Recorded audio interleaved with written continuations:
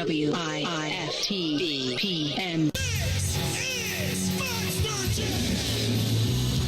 Get your savings coupon from participating Great Clip salons and save 20% on select tickets. See savings coupon for restrictions and details. Coming to Allstate Arena February 25th through 27th.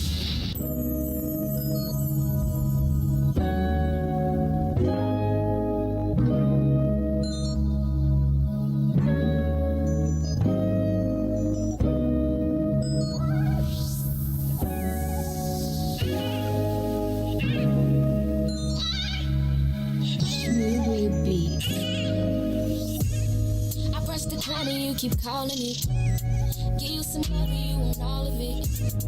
I'm out here working, nigga, get a grip. I'm just trying to touch a million, you just wanna coexist. I say you clingy and you contradict. Give you my heart, you think it's counterfeit.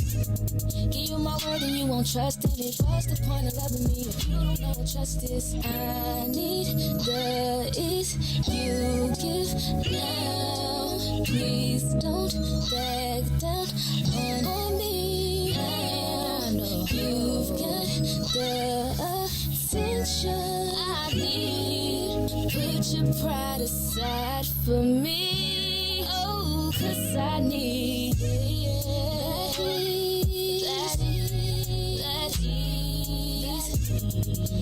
ease. Put your pride aside for me. That ease. While I'm out trying to get that ease. Know that I need that ease. Put your pride aside for me, baby. You're insecure, it's driving me crazy. I'm trying to get it and you keep on saying it all my love, it's never enough. I put up with you for too long, now I'm over it. shit, I need money. I'ma call it quits. That is.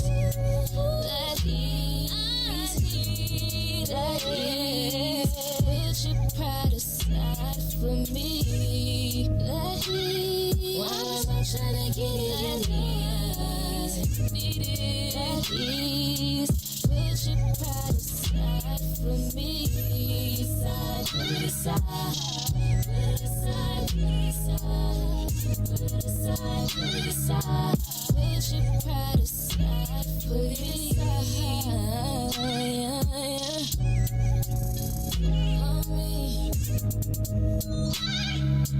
Put your pride aside for me.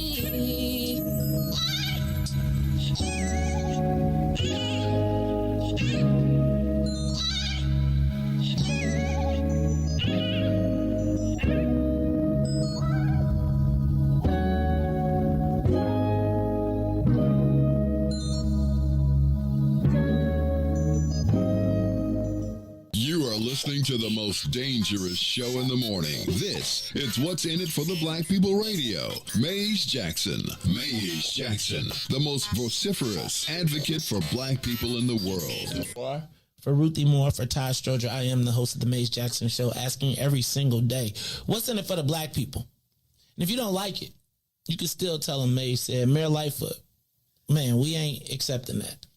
We ain't accepting that. Let's go. Yeah.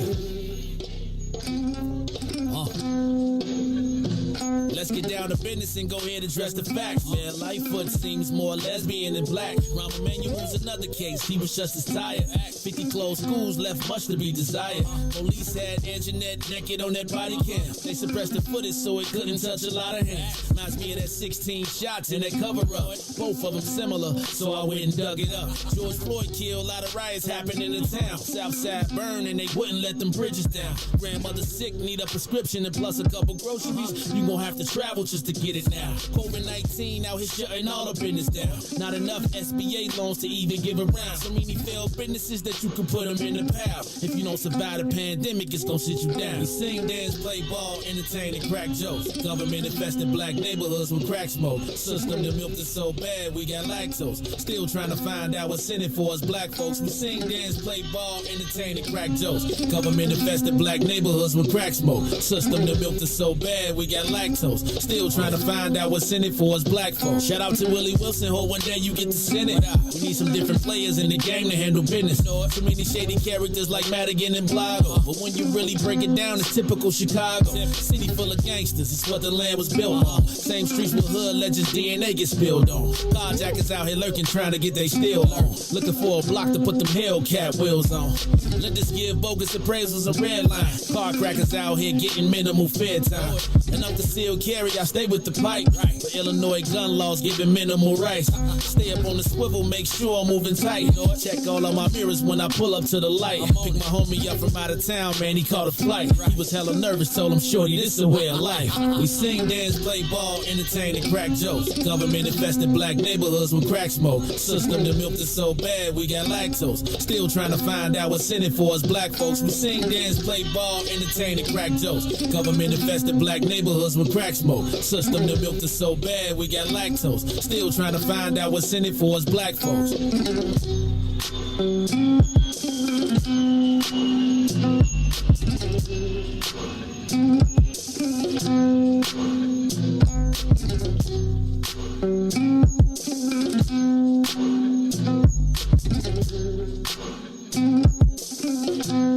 Wake up, Chicago! Wake up, world. This is the Maze Jackson Show. On a Tuesday. On a Tuesday. On a Tuesday. Hey. That's right, man. It's the Maze Jackson Show on a Tuesday. Riis, we in this building on a Tuesday? You don't even know nothing about that. I had to put you up on Drake. Y'all ain't even know about Drake till I told you. You ain't even know nothing about that. I had to start with Drake after I don't even know, man. He changed the but I do like this song. This ain't even his song, is it? It's really the other dude. It's like the little Chinese Asian dude. Is Drake black? What is Drake? His mama is I think mixing, but I know his daddy black. His daddy like black, like his daddy black. Like Canadian black or Chicago his black? daddy from Memphis. Okay. His daddy's a singer or something like that. Yeah, like his daddy used to be like on tour and stuff like that. All right. Okay. I'm just, because y'all be messing around and Drake would be like Khaled or something. We be around here. Y'all be the Eminem us again.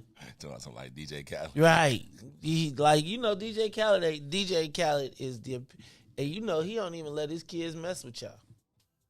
He keep his wife away from, like, she ain't even allowed to even, she be at the crib with a Burke on. She got the hoodie on. All day. In the pool. Hoodied out. Right? Meanwhile, he be, we the best. We the best. Right. I'm telling you, another one. Let me tell you what happened. DJ Khaled is the hero of all of the corner stores. He is like all the corner stores put together, rolled up everything they learned. They put it in him. They invested in him. They gave him the money to pay for all the features, and he just bought his spot in the space. And then it's like, once they get with you, once they put that oil, they get the Arab money. The Arab money, right? When you do that, and the next thing you know, bro, they like watched us. Then, first of all, they hit us at the corner store. Then they bought in. Because they love our culture. They love our shorties. They just don't love us. Like, they think we are to be plundered. And so every time I see and hear we the best, I be so mad. I really do. I mean, I can't, I be like, how is it so easy? I mean, for real, dog. Like, for real. They had DJ Khaled on the NBA. Like, he can't play. I mean, he is the epitome of, like, every stereotype. And it's almost like I used to feel like them was the type of people you wanted to fight because it was like they was almost mocking you. Like, I feel like he's mocking us in a way. I can see that. Like I think they was mocking us, and then it turned out to be Rich. Like, I think he was like a super, like a go to they what they don't have bar mitzvahs, but whatever they have, and was doing his act sort of like Bruno Mars. Bruno Mars used to work at the cruise ship, so he be the party dude, DJ at the party, getting you hype, and then when you be at the resort, the resort dude be everything. He sing 5 times a day. He got 6 different shows. He put on costumes. He do.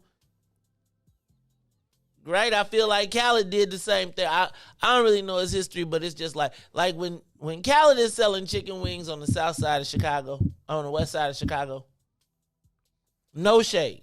Because I understand he built the brand, but I be like, damn, man. Like that Mark, like, he be having all them songs and he don't do nothing but just producing. Be like DJ Khaled featuring. He was everybody else. Dun dun dun, DJ Khaled.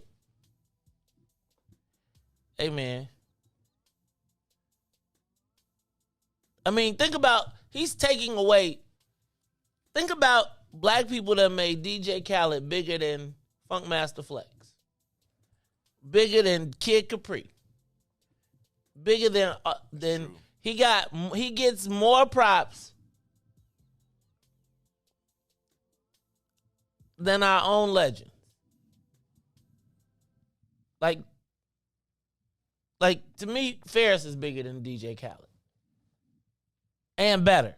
Like, you go to a Ferris party right now, you will be like, whew. And he will go through the whole thing. I hate house music. Ferris used to be the king of house and then flipped to the king of hip hop. And is 60 damn years old, still the king. Yeah, I Still the king. Still the king. I didn't even know he was that old.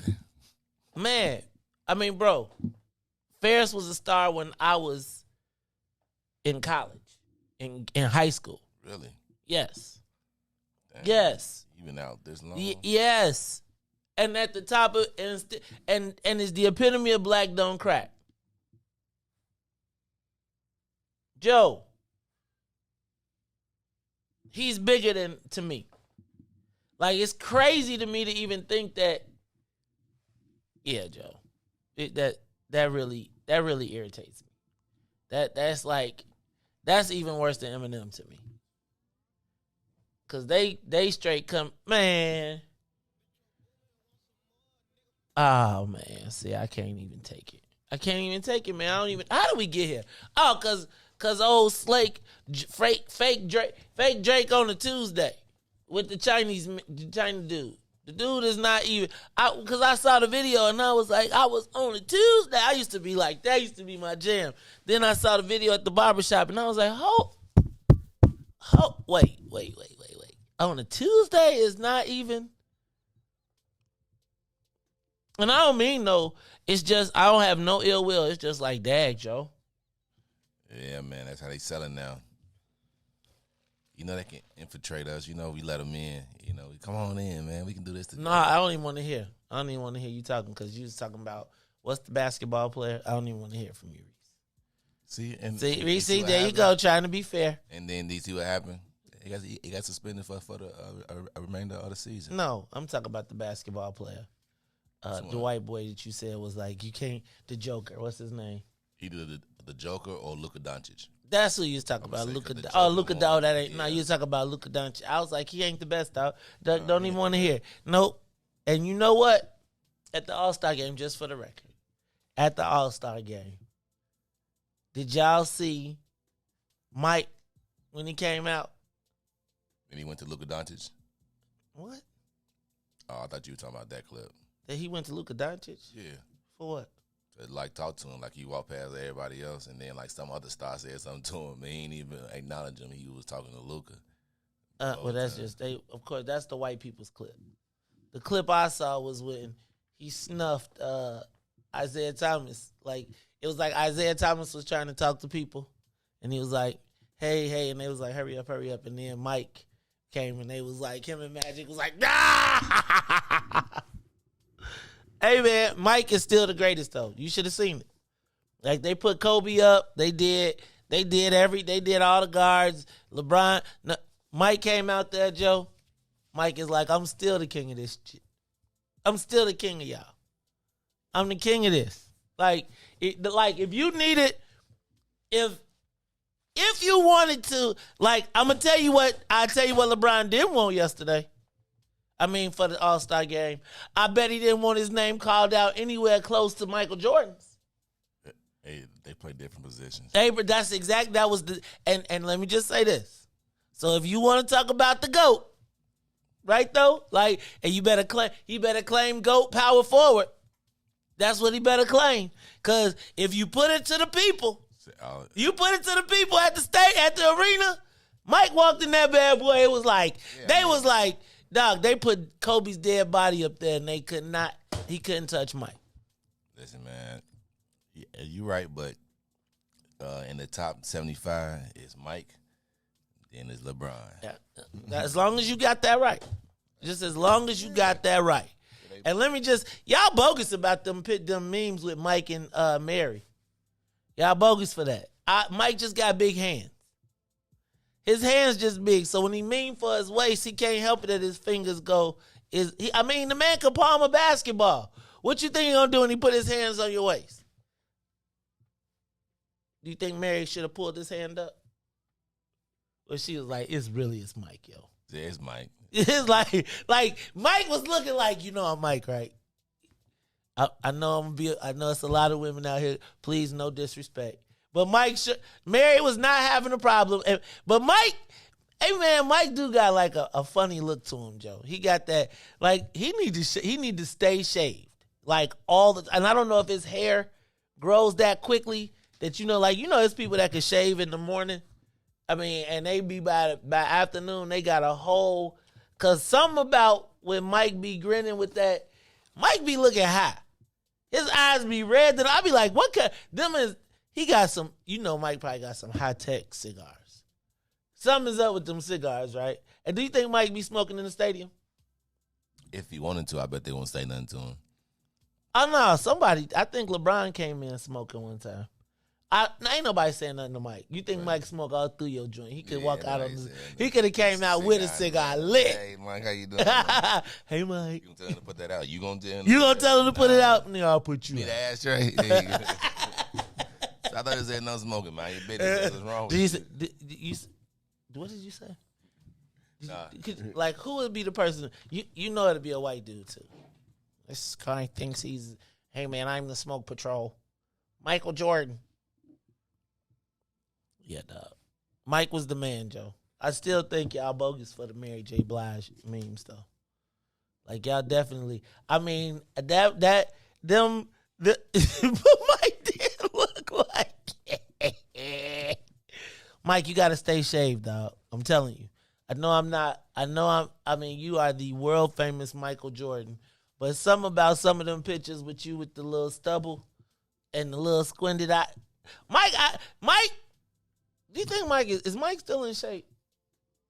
Apparently. He told Magic to a one-on-one. You saw that? He said, he told Magic, he said, put your shoes on right now. That don't mean you in Mike, I mean, I think he could still beat you. But is he like, who be tailoring Mike's jeans? That is the one thing that I got to figure out, that when I get like old, like, I mean, Mike is so cold and so rich and so cool that you can't really say nothing. But his jeans do be off. Man, please. He got them old. That's the old man I never want to get. With my jeans, I don't really want to wear Stacey. I do one day want to wear Stacey Adams with some thick and thins. And some shorts, like a short set. Just as long as ain't no jogging fit, it's gonna hurt my nerves. I hate it. Thick and thins. I want to wear me some thick and thins with me some Stacey Adams and a shorts walking suit. And I want to walk down 87th Street. Like the old days when I was a shorty. I seen them people do that. I want to go down. What's the store that used to sell the Maury's on 87? Riis, you don't even know, man. Don't even friend. Nah, it was a store on 87th. I can't remember. But boy used to go over there. Hey, I'm not that far. I agree. I'm not that too far behind Michael Jordan. I agree with that. I just don't want to wear my shoes like that and my jeans. I just don't. Like, you know what I'm saying? And I know the tailors, exactly which tailors cut the jeans just like that. Because the tailors on 87th Street, that's how they do your jeans. Because I used to be a professional at that. I told you I used to get DK's old clothes. And because DK was like 6'3", 6'4", and I was 5'9", when I would get the jeans cut, they would be cut so high that they would be wide by the time they got to the bottom. They would be like, not thigh, but mid-calf. They cut them to mid-calf. And so, mid-calf be wide than the mug. And but they was fresh, though. I told you he used to give me his old jeans. He was like his old pants. Because he used to have everything custom made. So I would go to the tailor and have the pants sized down from like a 42 to like a 36, so the pockets would wind up touching in the back. Right? So they'd be like, that is a cold peach pair of pants you have on. Why did the pockets touch in the back? I'd be like, that's the style. Right? I used to have all his stuff cut down. Boy, shout out to Glenn, who used to be my tailor on 87th Street. All right, y'all, it's the Mace Jackson Show. I'm your host, Mace Jackson. Got my man in the building, DJ Riis the Ruler. DJ Riis the Ruler, how you feeling this morning? I'm blessed by the best shirt. I know the rest had you cut. The pockets was touching. Riis, so if you take a 42 or a 44, I already know, and you cut it, they're gonna take it in, but they're gonna take it in from the back, and so they gotta take the waistband in, and the more it's one thing to take 2 or 3 inches, but when you take it like 7, the pockets, the center of the joint be like the 2 pockets be. Man, I don't think it was Cam and Nate's. It's another one besides Cam and Nate's too. Man, and they used to, Mike, I think that's Mike for real. He still get starch in his jeans. And he get a pleat. Stay flow. Yes. Man, Reese. Have to hit your pants crinkle. Crack. I used to love my pants to crack. And my shirts. Man, you know. All right, y'all. It's the Maze Jackson Show. I'm just telling you. I bet you, I got to go find some. I don't even know where all my pictures are, but if I had them pictures from back then. I used to be at the party with everything with somebody else's oversized clothes cut down to fit me. You couldn't tell me nothing, though. Nothing. It's like this custom made for somebody else. Nah, it was custom made for you too. You know what I'm saying? Well, I called it custom made. I was like, this is my style. I had so many pair of pants with the pockets that touched in the back that it was my style. You couldn't tell me nothing, man. I went to the All-Star game like that. What that is? You go to the All-Star game. You wear some stuff like that, man. And then you be with some NBA players and you be walking around, they be like, oh, that must be the new Taylor. Must be the new. Yeah. My pocket touches just like that. Yeah, my pocket's just like that. You probably made people go and I do that too. I bet I didn't. I bet they was like, I'm looking back at it, they was like, dude, you really, those pants. I mean, I'm telling you, imagine the pants tucking in and the pants legs, again, cut. So it was like tight and wide. So it was like I look like a gaucho. Like, I would have on like a gaucho outfit. But I sure have on some cold shoes. I used to go to Ground Effects. Y'all remember Ground Effects? In Broadview? In Bellwood. It was in Bellwood, and it was it was in that house. You don't remember Ground Effects? Riis, you wouldn't know Ground Effects. It was in the house, and it was like where I first got my first Meslins, my first Gators, all of that. Larry James was doing the thing. We used to go out there. I remember I was buying shoes. Can I tell you something? It was funny because that's when I learned this whole clothing game. I went and bought a pair of pants one time from his store. Riis, he hit me for $200 for the jeans. So, you go somewhere, you think you doing something. He be like, you ain't up on these? Dog, he forgot to take the manufacturers. They was manufacturer retail. So MSRP, $29.99. And he had hit me for $200. And everybody in the store, though, it was like a grand opening. And it was like, he had like, it looked cold. He bought it for $30 and charged out $200. No, he bought it for $15. $15. Oh, he was killing y'all. Because he had the brand. So you go to the store and you be, man. At that point, I said, I ain't never messing with y'all. That's why I see black people be having you live and you learn. That's when I learned retail, though. I learned that for real. That's why I was like, the markup is 100%. He hit us for like 500%, but it was all good though. I ain't even tripping because you couldn't. You still said you paid that much. It was just like you hope nobody had the same book he had, so they could be like, "Hey man, I got these for $15.99. Is that your?" These are the same thing, ain't they? Nah, dog. You don't see my stitching. You can't tell by the stitches. That's why I'm in Levi's right now. I'd be like, I'm gonna stick with me some. Anyway, it's the Maze Jackson Show.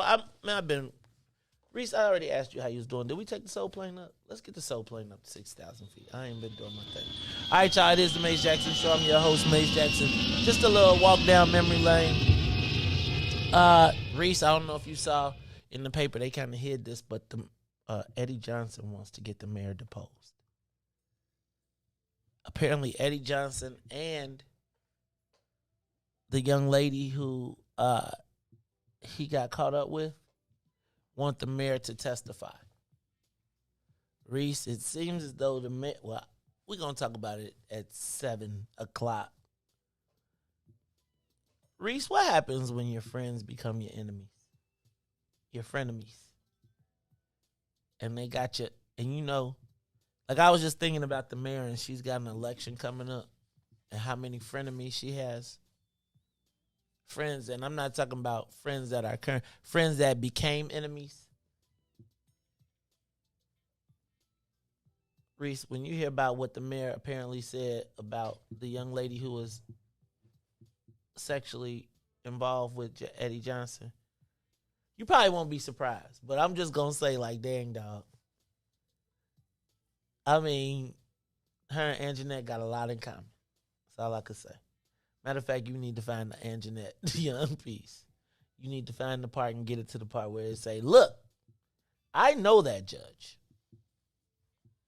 And then I want you to play that, and then we're gonna have that as part of our conversation as we frame this. Russia, Ukraine. It seems like this Russia-Ukraine thing, it seems to parallel the city council Latino caucus war. Seems like the Latino caucus is taking the role of Russia and Putin. Riis, they just invaded part of the Ukraine and said that they are now recognizing this as Russian state. I feel like that's what the Latinos are doing to us. They just pushing people into a district, and one day they just gonna wake up and say, we're taking this. We got to keep an eye on this Russia. I feel like the Russia-Ukraine thing, we can learn something in the city council about that. Riis, they took a survey of all of the cops that left CPD and, the people who fill up. Have you ever had to do an exit interview when you leave a job? When you leave and they sit down with you, or they give you a form to leave and you fill in all of the stuff and they say, how was this? How was that? What do you think about this? What do you think about that? Anything else you want to say before you go? You never did that? No. Really? Okay. Well, it's an exit interview. So they said that most of the police officers, because in 2019, 2021, and 2019, 2020, and 2021, over 1,700 officers retired. And they all left message, and not all of them, but quite a few left messages. Chicago Sun-Times was able to look at those messages, and most of them seemingly left on good terms. Riis, how much do you think a police officer's pension is? You get like what, $100,000 a year for the rest of your life? I'd be happy too. On my way out, plus I get health care. Yeah, that's decent. Right, and you still could go have another job or go move to Florida, which they mostly do. And then you don't got to pay no taxes on your retirement. Pretty slick little move there. So apparently a lot of police officers really like their job. Apparently a lot of police officers like their jobs. Or liked it and appreciated doing it. I would love to talk to the police one day and be like, what you really think about your job? Uh-oh. All right, let's see. Did you see Tougaloo College? When they said that $10 million went to Jackson, Mississippi, Riis? I said, uh-oh, there go Dion. But it really wasn't for Dion, Riis. It was for Tougaloo College. They got $10 million from Netflix. Shout out to the HBCUs who are cleaning up this year. I just caught you on Twitch. It should be on. It is on now. Let me see what else I got. A little later on, we're going to talk about the Bally's casino deal. Are they offering us the Nygga Deal? Seems like it. They saying that you can buy in, but you got to get out after 6 years.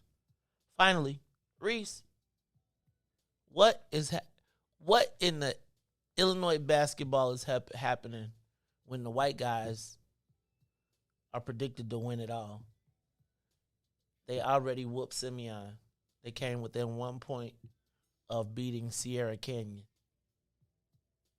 Riis, Glenbard West,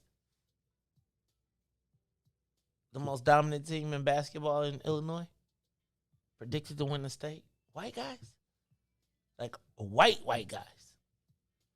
I've been seeing a lot of my high school classmates who've done pretty well for themselves. They're all rooting for Glenbard. They said Glenbard sold out the Win Trust when they came because they wanted to see him put it to Sierra Canyon. So anyway, Reese, we're going to talk about it all. Plus, don't forget this week it is, don't forget the Legacy Awards this week. Shout out to Kiana Barber, Sharon, Troop, and everybody over there who's doing so much work. They've got the Legacy Awards Gala this Saturday night.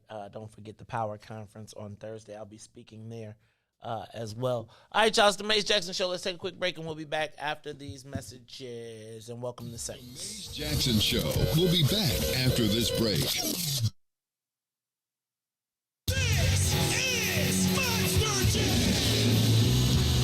Your savings coupon from participating Great Clip salons and save 20% on select tickets. See savings coupon for restrictions and details. Coming to Allstate Arena February 25th through 27th. And now, traffic and weather. Yo, who said devotion had to be sad? Yo, check this out. The Lord is my shepherd, and I want. He's making me to lie down in green pastures. He leads me beside the still waters. He restores my soul. God's gonna turn it around.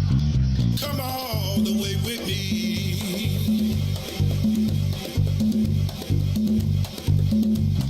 Don't leave me now. Good morning. What's in it for the Black People Media family? The time is now 6:37 a.m. I'm Riis the Ruler with your Chicagoland area traffic and weather report. Traffic on the Kennedy O'Hare to the Loop, 21 minutes outbound to O'Hare at 18 on the Edens. Inbound from Deerfield to the Exchange will be 30. Exchange to Deerfield will be 28 minutes. On the Eisenhower, we got both directions locked in at 30 minutes, while on the Stevenson, it's 39 minutes from I-355 to the Dan Ryan. Outbound will be 31. The Bishop Ford, I-80 to the Dan Ryan will be 38 minutes, 31 minutes to I-80. The Dan Ryan is 15 minutes to the Loop, 13 minutes to 95th. On DuSable Lakeshore Drive South, 55th to Jackson, and Jackson to 55th for 7 minutes. 8 minutes north, that's Randolph to Bryn Mawr, and Bryn Mawr to Randolph. Today's weather, it is currently 37 and raining. Today will be a high of 54 with a low of 25. I'm Riis the Ruler. Good morning, everyone, here on the Mace Jackson Show. To the grave, from the grave, back to glory. Oh yeah, oh yeah, oh yeah. Come all the way with me. Don't leave me now. Come all the way with me.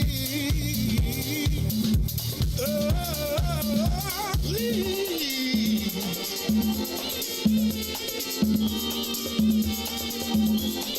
God's gonna turn it around.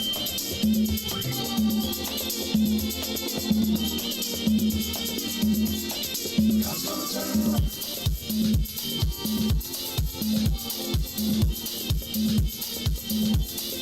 God's gonna turn it around.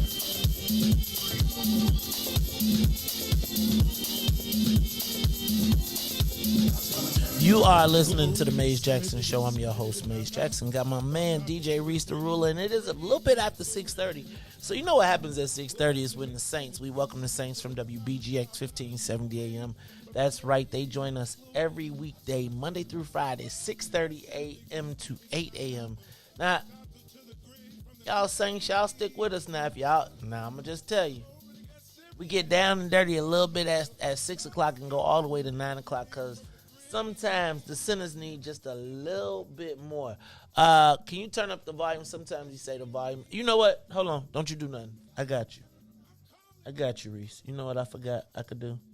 So for the truckers out there, I'm going to turn it up a little bit. I'm going to give you a little bang for your buck. Hopefully that will give you a little boost, the boost that you need. We are live on the Mace Jackson Show. I see a Nehemiah Israel out there talking about, can you turn it up some? So, Riis, I did it on the internal. So, hopefully they'll get a boom. Some of y'all going to be like, turn it down, turn it down. So, y'all get a chance to adjust your volumes. That's right, it is the Mace Jackson Show. Well, I am your host, Mace Jackson. Got my man, DJ Riis, the Ruler, in the building. Riis, we got a couple things we're going to talk about on the show today. Eddie Johnson, who wants to, and Cynthia Donald, who want to depose the mayor in the case of the sexual harassment lawsuit. Riis, that's going to get grimy, but it's really, I think we are beginning to see the drip. Do you know what the drip is, Riis? Okay.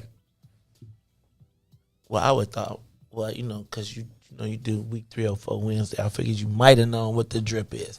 But the drip, just in case you don't know what it is when every week there's a new story, a new something that comes out that seems like as you build up to the election, it's like every week there's a story, there's a something. It's a steady drip.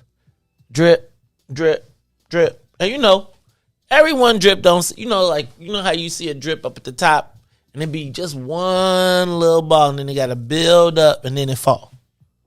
Then it be a whole nother one. Then it fall. Then it start drip, drip, drip. Then a little while it start getting a little faster and you hear it smack on the floor. Then you start to hear it go smack. Ding, ding, ding.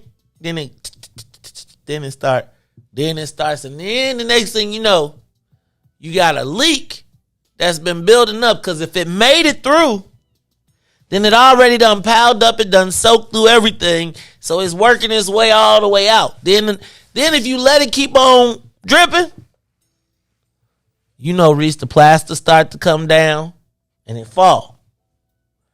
Riis, we're beginning to see the drip. The mayor said, I don't want to do, well, we'll talk about that. Then, Riis, I saw an article in the paper today about a pledge for philanthropic organizations to sign a racial equity pledge. Right? I got a lot of opinions on it, but just to ensure that I don't want to be offensive in any way, shape, or form. What I'd like to do is talk about what should we expect white folks to pay for in black people's. What should we expect white? I see you rolling your eyes, Riis. Stop it. No, save it. I was thinking. That's what I was. Okay, I just want you to think about, besides reparations, what should we expect white people to pay for us? Then at 8 o'clock, we're going to talk about, Riis, you say that, do you think you should have to be a certified law enforcement officer to be sheriff? That's some type of background of some law enforcement. Okay, so we're going to talk about that. Because apparently there's a share. Apparently, Riis, there is going to be I think 2 of the candidates are going to get bounced out of the sheriff's race because they are not certified law enforcement officers. And then finally, I want to talk about is Bally's offering us a Nygga Deal on the casino. And I also want to know what I had some very interesting conversations. I would love to talk to you all about also the investment opportunities that are soon to be arising. So that's what we're gonna talk about on the Mace Jackson Show today. I'm gonna try and get through all this stuff. Y'all got me stuck on Jawan Big Nuke Howard. But I want to talk about it today. One more again. You good? Riis, open up the phone lines. Give us a call, 872-259-7474. Oh, I also want to thank everybody who's tuned in to us on Facebook, YouTube, Twitter, and Twitch. That's right, Facebook, YouTube, Twitter, and Twitch. Twitch. Juan Martinez, you told me Twitch wasn't working. It is now working. I forgot to turn it on. I might not have turned it on yesterday either. So anyway, the hope is that you will tune in with us, watch us live on Facebook, YouTube, Twitter, and Twitch. Oh, shout out to Derek from the Black McDonald Owner Operators. Would y'all meet me at a McDonald's coffee tour? If we did coffee after the show and we met at McDonald's for coffee, would y'all come? I think people would. Yeah. Ironically, that don't sound bad though.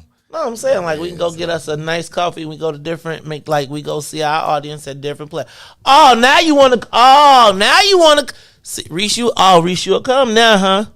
See, Riis, because Byron, you got you. I told you, Riis, it's like the band. It's like Riis. It's like New Edition, right? Everybody got their favorite. I mean, I know I'm the star.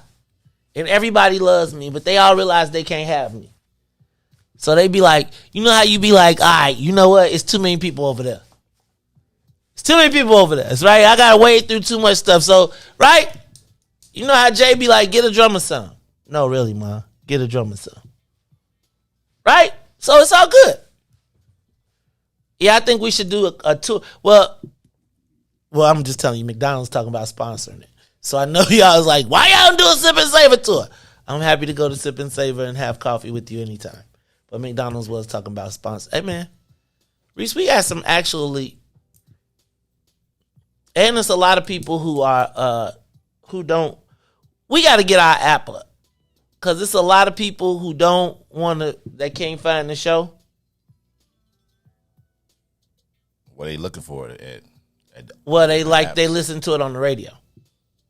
And sometimes he like, you know, they once they get past their airtime, they get frustrated. And they ain't doing YouTube, they ain't doing Twitch. So I got to show them how to, but you know they got an app in their car. We got to get that going. Man, McDonald's was, it was crazy because that Black Creativity, the head of the Black McDonald owner-operators just said, you know, hey, man, I appreciate your commentary. You know, you used to keep it real. I said, I still do. He said, man, I can't mess with that old. I'm like, look, man, this is the same station Elijah Muhammad was on. Did you know that, Riis? That when the Nation of Islam had their radio show, they was on 1570 AM? Back in the day. Little known Black History Month fact. See, there you go. All right. Riis, give me the big voice because I'm ready to do my duty. It's time for the social media question of the day. Unlike DJ Riis the Ruler and his good caller friend yesterday, Steven, I thought that Juwan, Big Nuke, off 95th, Princeton Park, Howard, was well within his rights to smack the taste out of the coach that put his hands on him. Now, the number one rule in black, I'm not going to say it's the number one rule, but I think everybody black knows very well, say what you want, do not put your hands on me, do not touch me. And I think that Coach Gard, were he the person that actually were the recipient of the smack, would have been well within his. It was okay. I did not feel that it was wrong. Now, I did think he was going to be punished. But unlike DJ Riis the Ruler and his friend who said he should have been taken out in cuffs, I was like, in cuffs? I was like, I felt that I did know that he would be punished, but I did not think that he should be fired. It seemed to me that there was hopes and dreams from white people around the country that Juwan Howard would have lost his job. It's funny, I was reading the comments, and I really feel like the reason all the white people wanted him to get fired is because they knew if it would have went all the way the distance, dude would have got his brakes beaten off of him. And I feel like there's been many a time when they wanted to grab somebody, but they were concerned about what Juwan Howard did happening to them, which is why I think it's a very important thing in this world. See, I think white people around the world looked at Coach Chris Gard and was like, I be trying to tell these guys what they need to do, and they don't want to listen. Be a father to your child, stay home, make your family, and stay with your kids' moms. But they don't want to listen to me. And if I say something, I'll get hit. So I felt like there were white people all around the world who felt as though Juwan Howard needed to be fired for that. And I really don't feel like they were feeling it that he should be fired. I think they were living subconsciously through the situation. However, yesterday, Juwan Howard got suspended for 5 games, which is the remainder of the season, and fined $40,000, which is pocket. He probably got that in his pocket.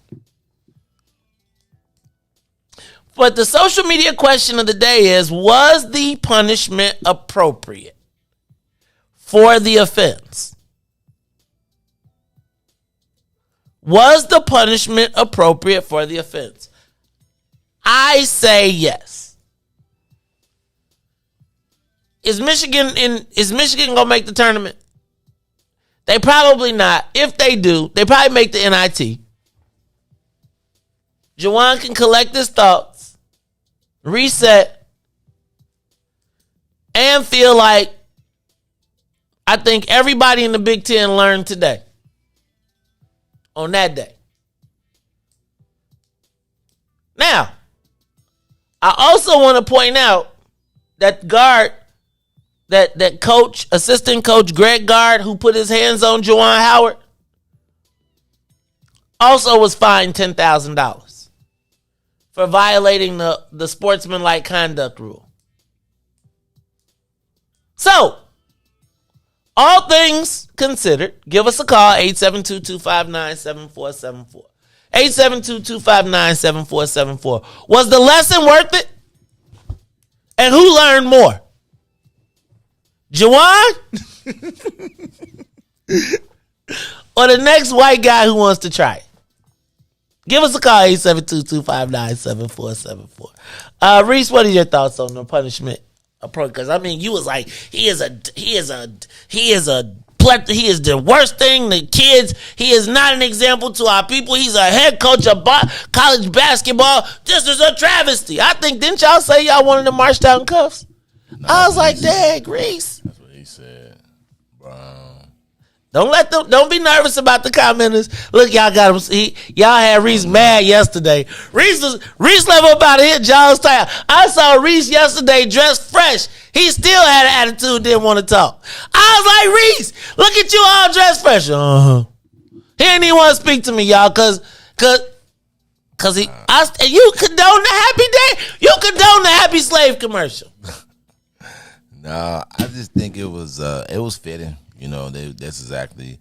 I mean, like, he glad he ain't lose his job because, like the last season, he almost got into another altercation. So at this point, you like, there you go, bringing up the past, dog. Why you bringing up the past, man? Why you putting fire on the case, man? I'm just saying. So we gonna have to let you know you're gonna have to calm down. Like, I understand you from 95th or over evil, like whatever, but that ain't how we do it here. Okay, you know, when you in Rome, you do what Romans do.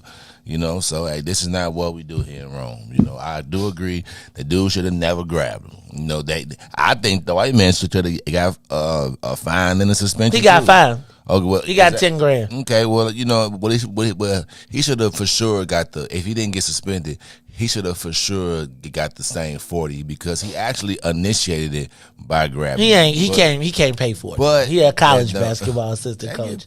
No, they don't. Not that he like one of them assistant coaches. But anyway, I think it was fitting. 5 games. So see, he suspended for the remainder of the regular season. So it was just, like you said, like to me, it was a slap on the wrist. That's exactly a slap on the face for a slap on the wrist. I'm all good with that. Give us a call, 872-259-7474. Was the punishment appropriate? Now, my resident expert tells me that it really was. Juwan got about $180,000 fine because he won't get paid for those games. Right? So he won't get paid for the. But again, here goes my thought. I would say my thought is that that's still peanuts to him. Because what's his contract? Right? Like, I'm not saying that $140,000 is peanuts, but I'm saying, like, unless he was just Juwan was going to be straight regardless. Like, the Michigan coach money is just, that's just going to the bank. Like, he cashing them checks, but they going in the bank to be cashed just so that he can, put them in the child fund. Riis, so y'all think he was a bad example? I think it's not how you act, it's how you react. It's like, how do you handle it afterwards? I don't think he was like, he apologized. But what can you say to a players on the court? Now I feel like, hey, my coach fighting. So if I'm in the game now, what you gonna say to me? You just fighting it. So you gonna tell me to stop fighting? And you just fighting another grown man? Nah. Like that's the example that you like. How can you tell? That's what. So now if one of his players get into it, what can you go? What can you lean on to say that's not what you do? Because you're my coach, and by leading by example, he disrespected you. Go to jail then. He disrespected you. You hit him. He disrespected me. So I hit him. I thought we was all on the same team, coach. No, I'm saying we all lost. We all overreacted, or we all could have handled this situation better. And I, as the coach, should have led by example, and I'll do better.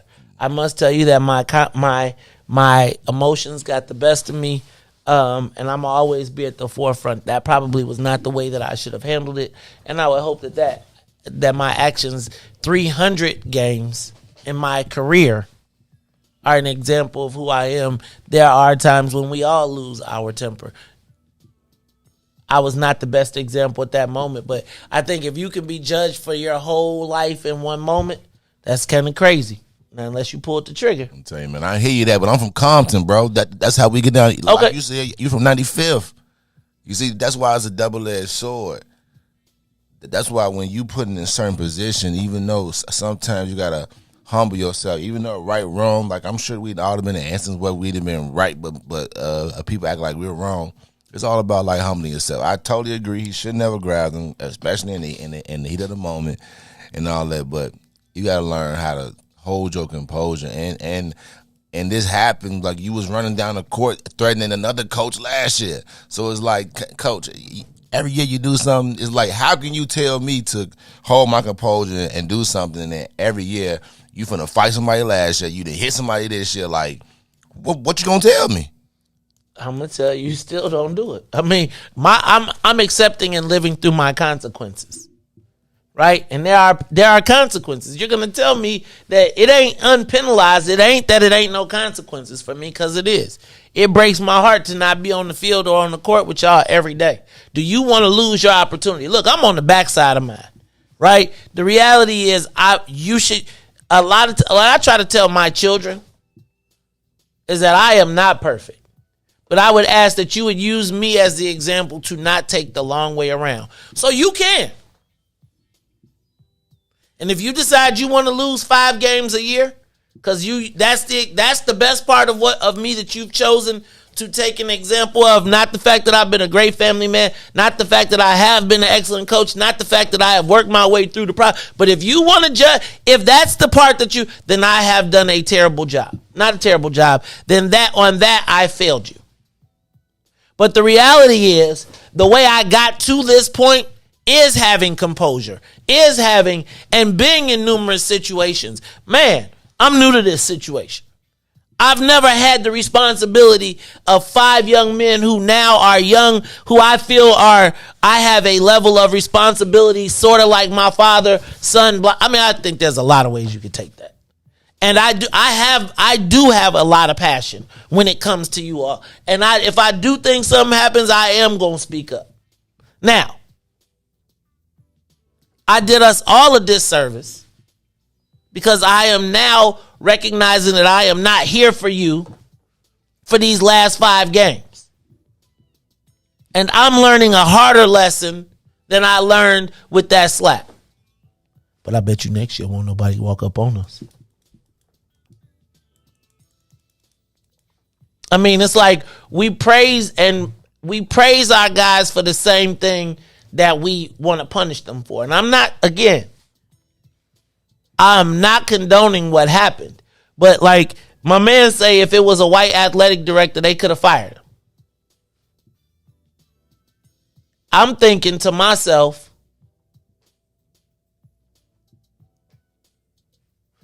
is college basketball and our black young men better or worse off for having Juwan Howard in the league? I would say that by the character and the person that I have seen him and known him to be in general, and every report that you've ever heard of him has only really been that he's been a gentleman, but a warrior on the court. And he is on the court. Some days you have a bad day. Some days you just ain't for it.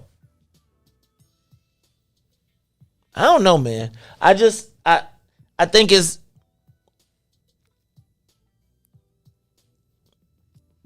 I would hate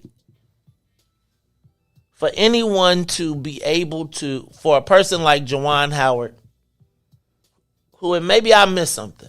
I'm not saying that what happened wasn't wrong. I'm not saying that at all. But I'm saying that we reserve the best, the worst, harshest judgment for our own people. I don't know. It's kind of crazy. Give us a call, 872-259-7474. Go ahead, Riis. You seem like you... Look, Riis mad again. No, like I said, it was understood. But like somebody just said, like in the comment, like he got two of his players suspended, you know, for that game, for like taking up for the coach. Now, you got to understand that you Juwan Howard. So your legacy already made. Now now you don't know if this was my senior season or this is the season I wanted to go. Now I got, you know, some games that I got to miss and that NBA scouts got to miss and that's on my record. When they look at it, he was suspended. So now you know how the league is big on, you know, like big on getting off the bench. Like, hey man, it was a whole fight. It's just the image, and that's why I want it's so much of the bigger picture. And I don't think when it happened, he like really thought about it. But it was really like the students, like 2 students are now suffering from this. Is Juwan gonna give him some money or something? You think he ain't? I mean, I would say that if, no, as long as, but I'm saying like, I would say this. I would say that every person has a choice. I think we're talking about sports. I do think that it was a poor decision. And yes, 2 players got 2 games or something to that effect. I highly doubt that anybody is not going to the league for these 2 games. And maybe they are. But I think everybody, it's one thing to be walking around knocking mugs out. It's another thing to be like, my team had a fight, I got into the fight. And just because if you throwing a punch and just because I could knock you out. But anyway, I feel like I bet it won't be no more assistant coaches grabbing on no black men. I mean seriously, Joe. Greg Gard felt the need at 5'9", felt like you had the ability to grab a 6'9" black man and tell him he is going to talk to you. Now, granted, the wrong person got hit. But I just can't imagine the moment in my life when I am walking and I am making an intentional effort to get away from you and you feel the liberty to grab me by the arm and tell me that I'm going to talk to you. I just can't imagine that. At least don't touch me. Whew. Y'all was going to fire the man. Lordy be. It's the Mace Jackson Show. I ain't want to fire him, but I could see if it happened. It's a fight. It's a niche. It could have been a brawl. I can see why it can happen. I can understand the reason why they would fire him, but I'm glad that they didn't. Black man head, because black man's athletic director. I bet you some white folks, they'd have been like, we're gonna make this Negro needs to understand. It's the Mace Jackson Show. We'll be back after these messages. The Mace Jackson Show will be back after this break. This is Get your savings coupon from participating Great Clip salons and save 20% on select tickets. See savings coupon for restrictions and details. Coming to Allstate Arena February 25th through 27th. Oh, baby. I mean, I know that you're here with me and everything, but Since you just left a few hours ago, I've just been going crazy. And I done come to realize one thing.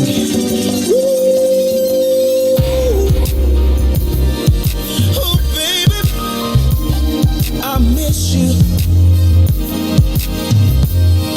Yeah. Oh, baby, oh, darling. Whoa, whoa, whoa, whoa. Your love must be some kind of drug, baby, 'cause it just keeps on calling me, and I just need a hit of your love. It's got me shaking and feeling for your touch. Baby, of you I can't get enough. It feels like I done OD'd on you, babe. I'm addicted for you. Can't stop loving 'cause I can't get enough of you, babe. 'Cause I'm so addicted to you. This must be love. 'Cause I can't get enough of your loving. I'm so addicted.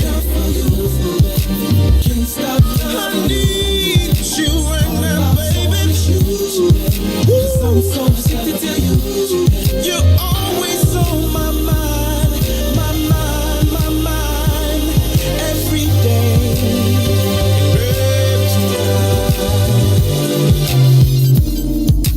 It's been too long since I had you in my arms, and I don't know if I can take any more of being without you. Even though it's only been an hour, it feels to me just like forever. And I am hoping that I can see you soon. I'm so addicted. Lord have mercy. I can't be without you, baby. Oh no, not for a minute, not for an hour. I can't get enough. I'm so addicted. Woo. I need to check myself into some kind of rehab, 'cause I need some help. Somebody help me, please. Please. Ooh. La la la la. I need to testify this evening. Oh Lord, have you ever loved somebody so much that you just can't get them off your mind? Oh, I'm so addicted. Oh Lord, 'cause I can't stop loving you, my baby. Oh darling, I love you. This must be love. I've been overdosed on your loving. Can't stop loving you. I've done overdosed on my baby. So addicted to you. Without you, I don't know what I'm gonna do. Ooh, I'm addicted. Back to the Maze Jackson Show. You are listening to the most dangerous show in the morning. This is What's in It for the Black People Radio. Maze Jackson, the most vociferous advocate for black people in the world.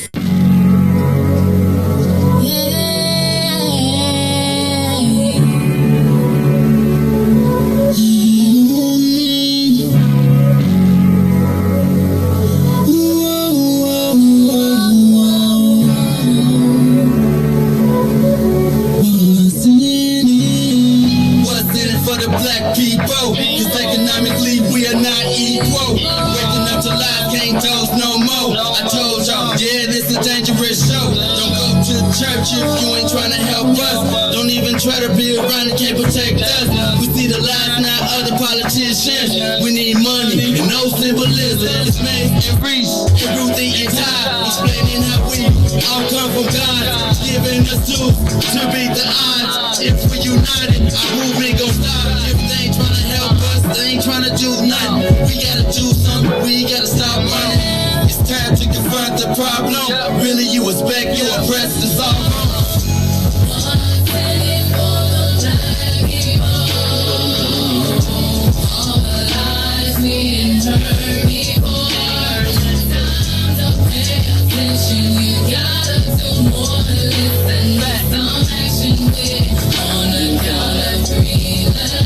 Wake up, Chicago! Wake up, world! This is the Mace Jackson Show. I'm your host, Mace Jackson. These comments are on fire. Shout out to YouTube. Shout out to Twitter. Shout out to Twitch. Shout out to everybody that is tuned in to WBGX. Y'all got Riis in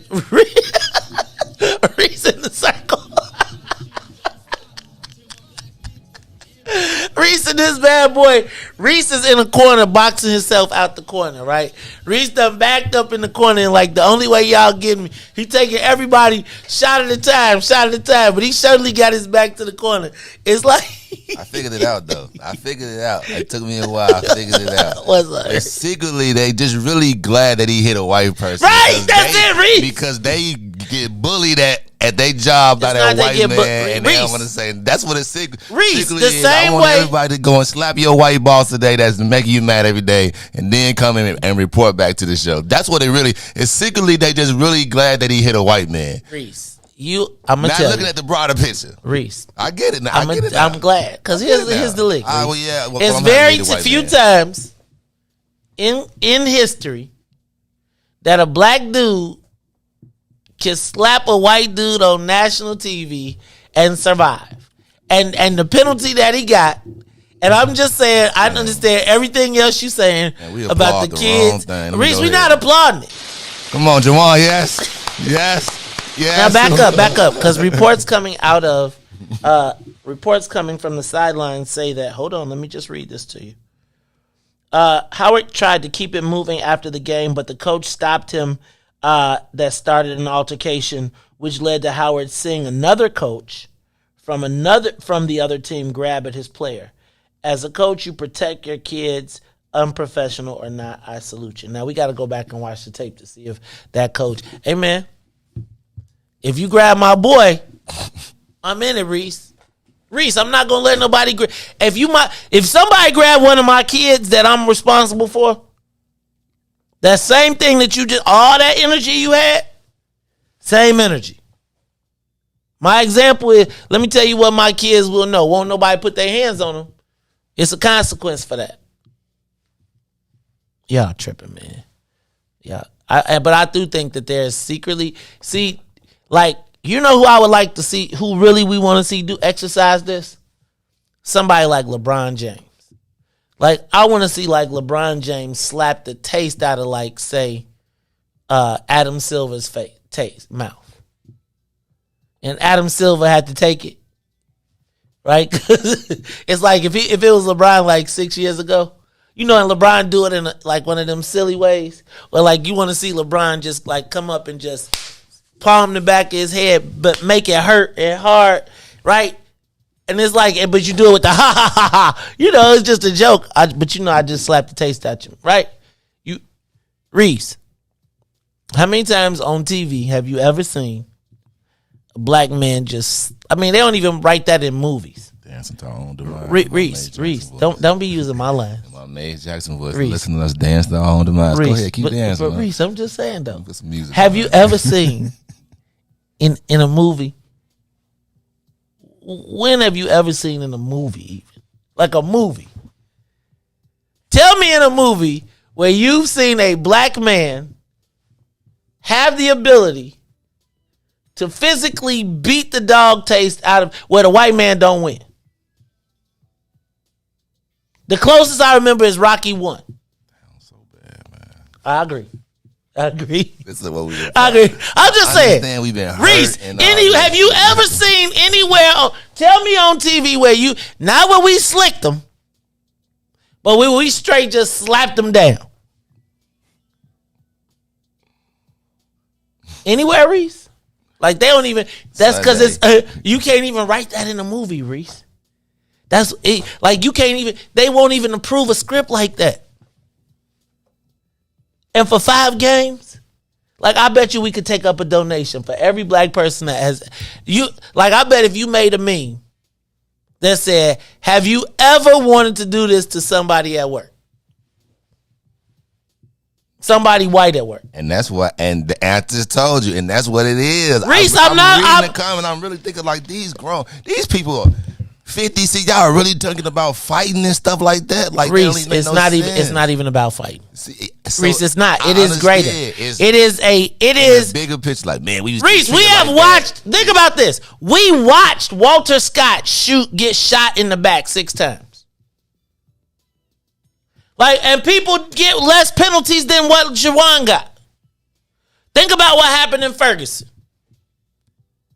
right? And it's like I am gonna say that we are down so bad, and I'm just asking you. Tell me a movie where you've seen a black person just slap the taste out of a white person. Like, there's nowhere in the world that you've seen this, really. Probably have some. Give it to me. Probably how high or something. They were smacking people all the time. Okay, but if you better be laughing about it. Ha ha ha. Think of a movie where you saw somebody get slapped down. And I'm just saying, Reese, and I'm just telling you, I really can't. I'm telling you, black people are like, wait a minute, did that just happen? And I'm sorry, you might be right. It could be, but we are down so bad. And I'm also telling you the reason that white people reacted so vociferously is because they like, we do not want this to become a habit. We've never seen this on TV either. We've imagined it. It's a different time. It's 2022. It's not the same way that we was thinking like in the 70s, the 80s, and 90s. Like, yeah, that would have been pretty cool. Like, times has changed, you know what I'm saying? So, Fool. Like times, like the times, so like the times where you fight on TV and do all that. I said a movie, bro. But I'm just saying. Give me a blaxploitation movie where we slap down a white dude. They slap. Yeah, no, Reese. You ain't getting no script approved where the black dude gets to slap the white dude down. I'm gonna find it today. Watch. Please do. Please do. Who is approving that? Who is green lighting that? I'm just gonna ask you, when have you seen that before? Call me Mr. Tibbs. Oh yeah, he did smack the smack out of him. Call me Mr. Tibbs when dude smacked him and he smacked him back. But the white boy got a smack in. Not this. I'm talking about a straight smack down. Lay down. You don't want no more of this. Don't challenge me ever. You ain't seen no black person win like that. And I'm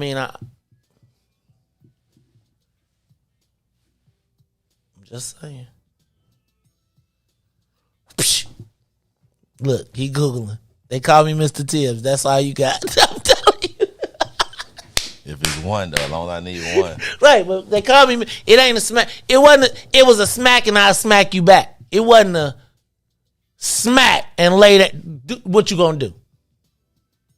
And it was a response smack, not a. Man, if you don't. Okay, I'm sorry, y'all. None of us would let our children go to a team that we know could. Ain't nobody would send their kids to Michigan State and play with Juwan Howard.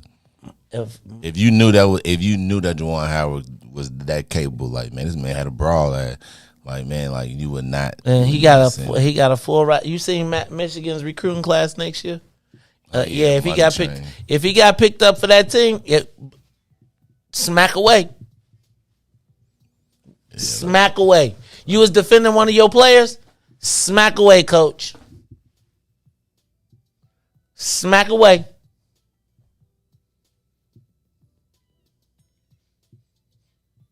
See, a lot of people name it. Look, Money Train. They beat the man up on Money Train. I'm trying to tell you, man. Okay. Mm-hmm. They smacked him. And I think they punched him on that one. smacked a white dude. Do we agree that there's a difference between a punch and a smack? And I wish people would stop saying Bobby Knight, man. He coached that was a different era of coaching, man. We lived through that. That was a different. Reis, we lived through. And that's what. And that's what. And Reis, and that's. It's a lot of trauma. It's a lot of trauma that people. Our trauma is that. Yours is watching them get shot on TV and still not doing nothing. But like I feel it. Then I just wish they was this active in the real, like, you know, like people be like, yeah, man, woo woo. But then, you know, you can't say that because a lot of people, a lot of people in the den be actually on some actions. I be seeing a lot of dens on Saturday. I be seeing a lot of dens. They don't even necessarily be in on Saturday, but they sure be dropping off their little petitions. Not little petitions. Again, Spreewell slapped PJ Carlissimo, and you see what happened to Spreewell. Can't be having that. See, somebody should have slapped Donald Sterling. Okay, I'm going to stop. Y'all tripping now. I'm just saying, black people ain't used to seeing nobody. I think Juwan got the appropriate punishment. And I think it was worth it. I'm glad he set a real good example. I appreciate that, Juwan. Juwan's not who I'm looking for my kids to look to for an example. Look at your dad. Yeah. But you just told me that if I gotta judge this man off, he's a father, he's a husband, he is. He's an uncle, he's a and all that. He's a head basketball coach at Michigan State. Michigan. I'm sorry, and not Michigan. That I care about Michigan mugfish. At Michigan, so you know. I mean, so I'm just saying. So should I judge you on your best day or your worst day? You should judge me every day. No, really, you shouldn't judge me at all. But if I judge you every day, so what happens when you have a good day and 20? What if you have 50 good days and one bad day? That's a really bad day. Depending on how bad that one bad day is, it could. You got 5 days off. It could overrule the whole 50. You know, it don't matter. I just like saying that somebody is your. That is like saying that somebody, you know, been real cool with you forever, and they did that one thing, and it was that one thing that you was like, you just can't come back from. A fight in basketball is not that. What? A fight in basketball is not that. Like I said, man, I agree. I'm on a black train. Yeah. No, it ain't even on a black. If that would have been a white guy fighting, like, I still feel like I think you have to take into account in sports I do. And I think, I'm just telling you, I think that there are times when you can be triggered. Don't put your hands on me. Don't touch me. Do not touch me. Don't. Sorry, I'm telling you for you and me, don't touch me. Okay. Man, you touch me, I'm willing to take the consequences. And just to think that I know that's your power button. Like, I got so much control over you that I know that if I go and touch you, the only thing I'm going to get is $10K, and you're going to get $40K plus a 5-game suspension. Just how much power I know I got over you. No, and let me say what I would say. See, in a case like that, I would say, actually, that's because you make 100,000. I've made 200 million, and I'll take, like, that ain't power over me, bro. That's really not power over me. I know that button. Hey, listen. Just try, hit it. Push it again. Just go touch him. Push it again. Push it again. He gonna hit you. Push. No, next time I'm gonna pay somebody to knock your ass out outside. I would be like, touch me again. As soon as you touch him, he gonna fight you. Mm-hmm. That's how you get him. Mm-hmm. That ain't how you. I'm just gonna say, it is. Again, I would say in sports, I think his punishment was appropriate. I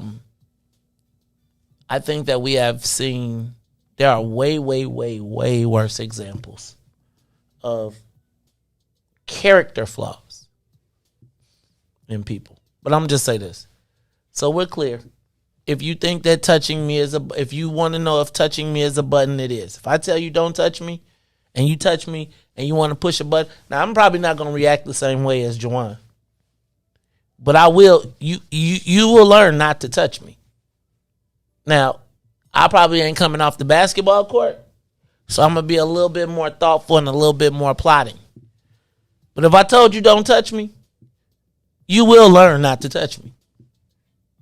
Whether you learn now or you learn later, you will learn not to touch me. And I feel like my mom always taught me, keep your hands to yourself.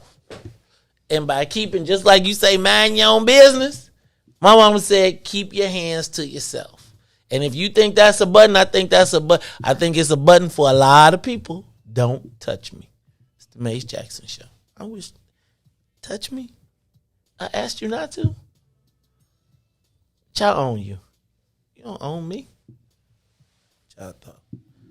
All right, y'all. It's the Mace Jackson Show. I'm your host, Mace Jackson. Got my man, DJ Riis, the ruler. Riis, I want to talk about Mayor Lori Lightfoot. Riis, have you ever had a frenemy? Like a person that was like, used to be my homie, used to be my ace. Now I want to slap the taste out your mouth. I was thinking about this story. I don't know if you saw in the paper that Eddie Johnson, former CPD chief, superintendent, and you know who Cynthia Donald is? Cynthia Donald is the chick he got caught with. But she was initially on his security detail. And she is currently suing the mayor, suing Eddie Johnson and suing the city for sexual harassment and abuse. Riis, apparently, Cynthia Donald and Eddie Johnson want the mayor to be deposed. Have you ever been deposed, Riis? You know what it is?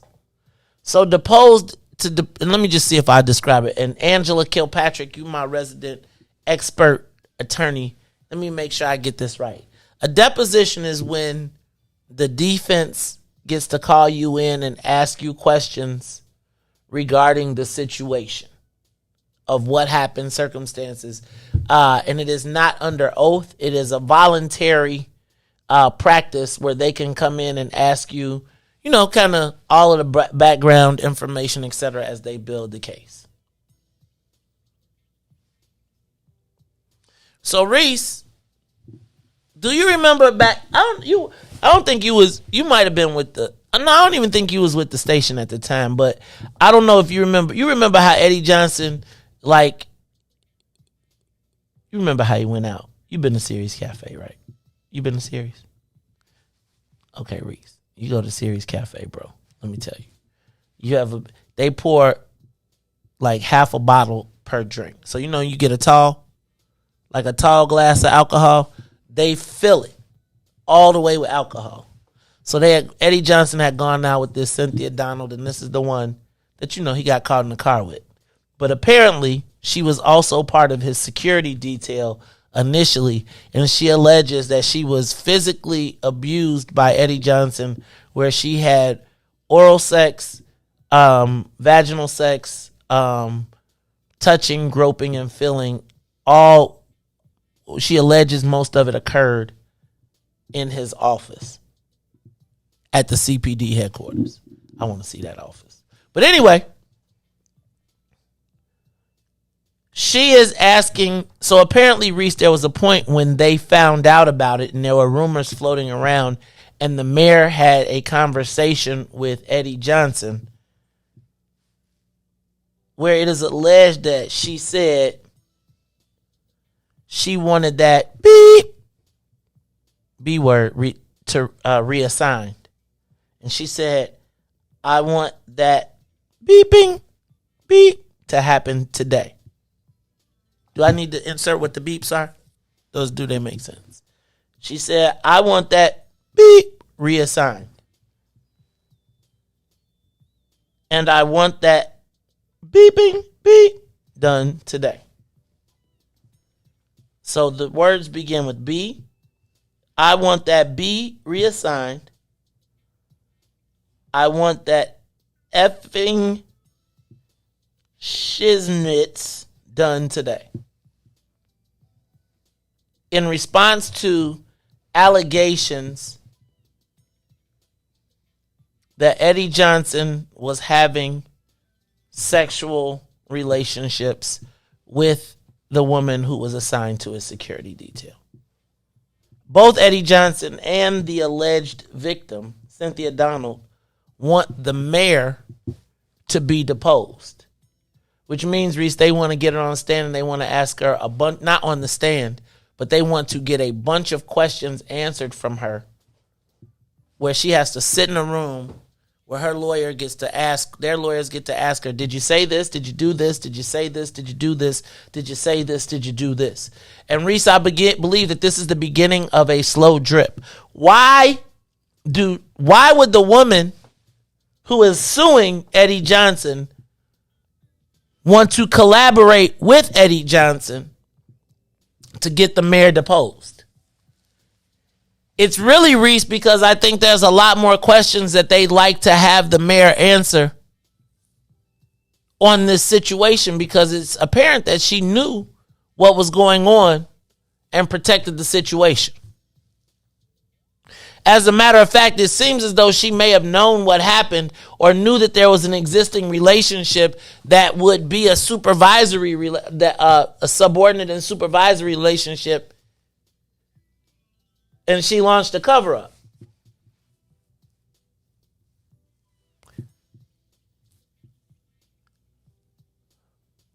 What happens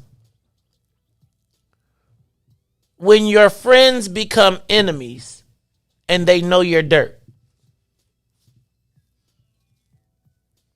What happens when your friends become enemies and they know your dirt, and now there are people willing to pay to use it? Give us a call, 872-259-7474, 872-259-7474. When we come back, the mayor's got a long list of frenemies, friends that eventually became enemies, and I want to talk about how it will impact her in this election cycle as what I believe is the drip begins. Let's talk about it when we come back. It's the Maze Jackson Show. The Maze Jackson Show will be back after this break. And now, traffic and weather.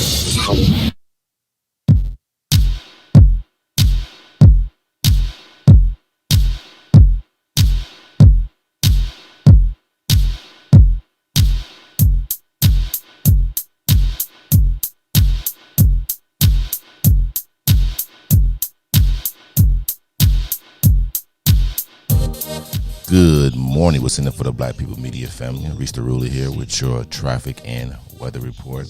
As we head over to traffic on the Kennedy, O'Hare to the Loop.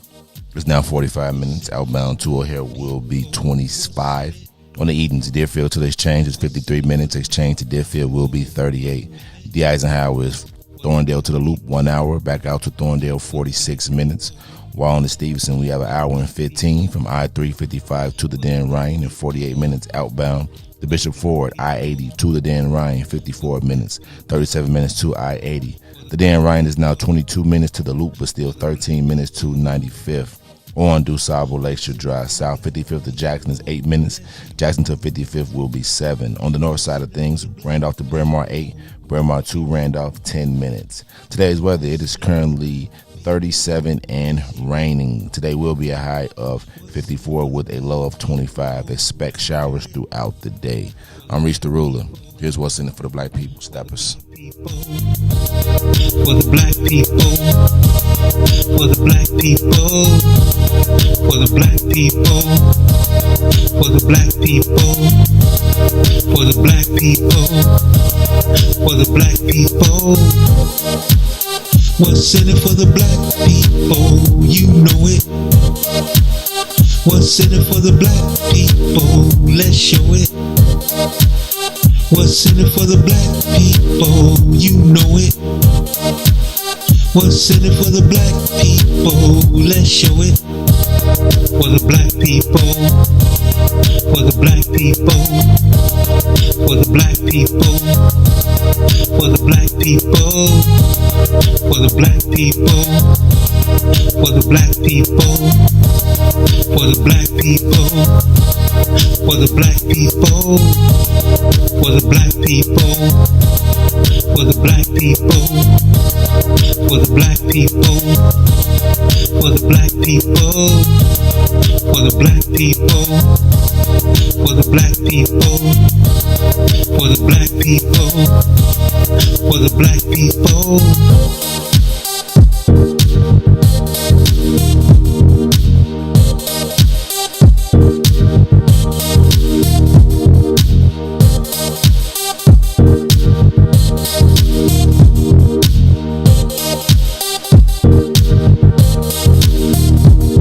Yeah,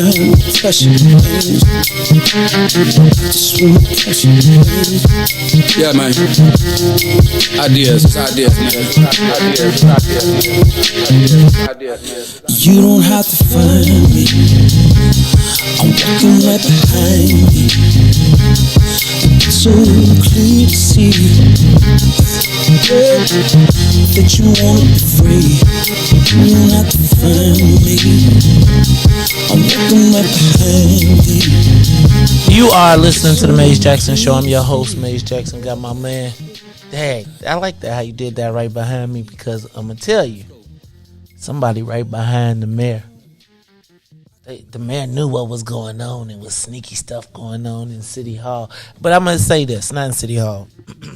I think, so let me ask a question. Are we pretty much in agreement that there was something going on with Eddie Johnson and this Cynthia Donald?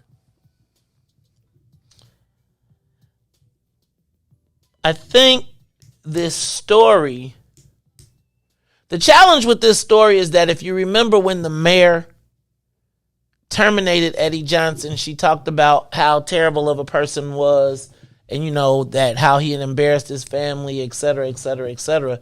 But it seems like Riis, she knew about it all along. And it was only after someone else discovered some other issues that she finally came out and said something. Now, my question becomes, what happens when your friends become your enemies? The people who know your dirt, do they always keep it or do they use it against you?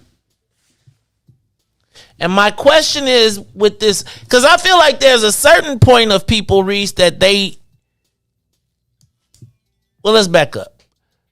Do people that know your dirt use it against you? And then, if that be the case, is the mayor in real trouble? Now, I want to give you a list of people that I think we should be thinking about in this scenario. Do you remember Mark Fleischman? Mark Fleischman was the city corporate legal counsel, in case you don't remember.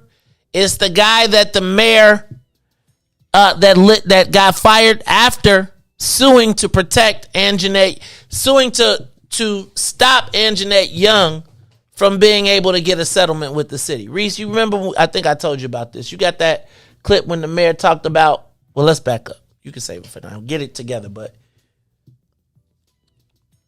so at the point in which the mayor was the least experienced and was making plenty of mistakes before she really learned about FOIA, her number one legal confidant has become an enemy. Mark Fleischman. In case you don't remember, Mark Fleischman was also the man that, remember, she asked him to take he told the newspaper that he wanted his money because the mayor had promised him that if he walked the plank that he would be able to do business with the city. Remember, we saw the emails? Drip.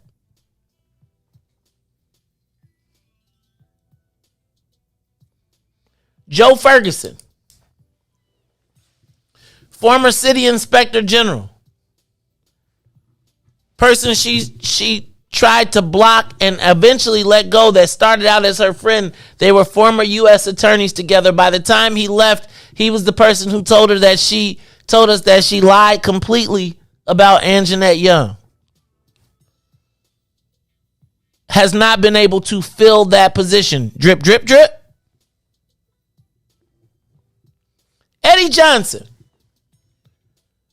initially friend, confidant, trusted resource. She turned on him, put him on public blast, and now he's in the process of trying to have her deposed. Drip, drip, drip, drip. Susan Lee. Do you remember the deputy mayor, public safety? Drip, drip, drip. Remember Susan Lee, the author of the plan to hire street organizations to protect their neighborhoods, drip, drip, drip, drip, drip, drip. Even as the presider over the strategy, even as the city has now eclipsed its largest murder rate in 30 years.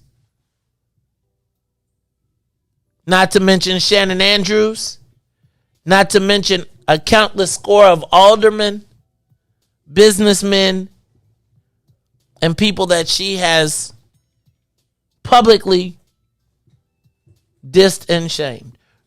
My question becomes now, what happens when your friends become your enemies?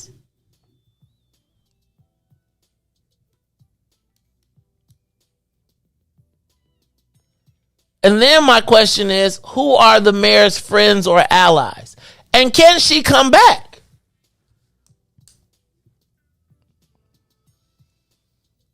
Give us a call, 872-259-7474. 872-259-7474. Do you think the mayor is in trouble? Do you think that with this list of enemies, frenemies, people that have insights into her inner workings, do you think that they are going to come back to haunt her? Have you ever had a friend that became an enemy and they use what they know about you to hurt you? How does that work? And then my question is there anybody that the mayor really can count on? Who vouches for this mayor?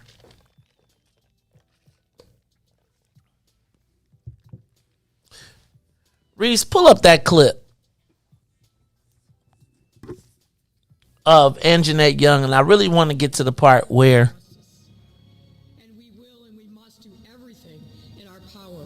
to prevent any more names from being added to this role, like George Floyd, or closer to home, Rekia Boyd, and Laquan McDonald, and too many others. I want you to know that I support you and will do everything in my power to protect you. Regarding the CBS 2 story last night about the raid on the social worker's home, why did your administration go to court to try and prevent the body camera video from being broadcast? And why is your administration asking a federal judge to punish Miss Young for sharing video of her own home being raided? And I watched that video.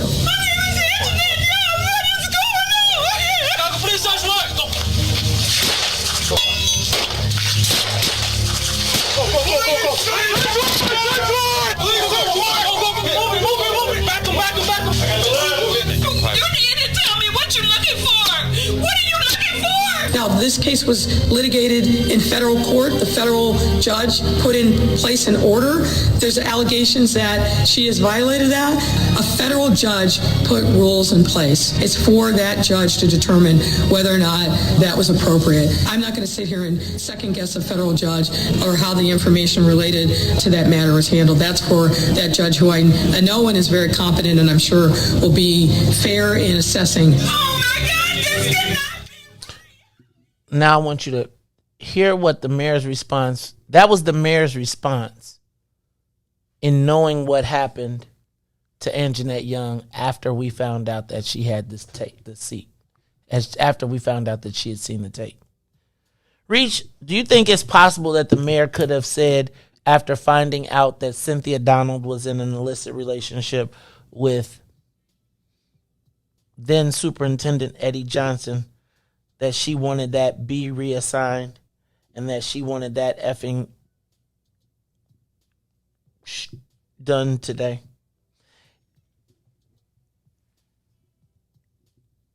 It sounds strikingly similar. It almost feels like in that case the mayor was part of the good old boys. And she wasn't concerned necessarily about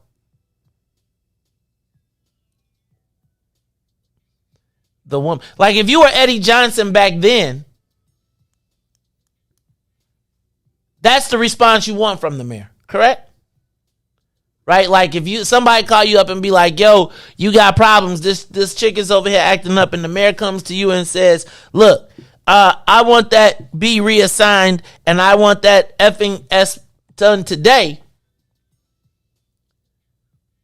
As the man in that situation, you're initially happy about that being the response, as compared to the response being, are you crazy? You're fired.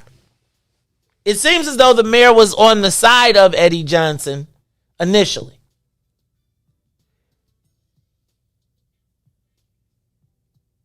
It now seems as though that allegiance is now coming back to haunt her. And it seems like the two parties involved who would be oppositional have now made the mayor the target of this situation with this deposition. Is that making any sense to you right now? So essentially, the lawsuit, while both are being sued, essentially exposes the mayor for her part in this situation, or the role that she knew. If she knew that Eddie Johnson was having an illicit affair with someone in the office, and I think this deposition is supposed to prove that, did she have a responsibility to do something about it? And is that something about it having that be transferred today? Is that an acceptable response to a situation like that? What does that say to women? What does that say to... So let me ask another question. Is the officer, the subordinate officer, a victim if she was participating? Or did you think that because he was the boss, she felt the need, she had to participate? And what role is the role of the mayor in that if she knows that's the case?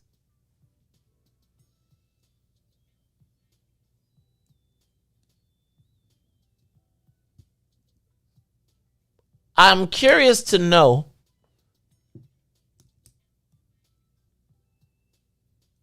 where the black women at. Right? Black women, help me out. Give us a call, 872-259-7474. In the case that the mayor found out that there was an illicit affair going on between Eddie Johnson and Miss Cynthia Donald, is the proper response to protect black women to get that B reassigned and have it happen today?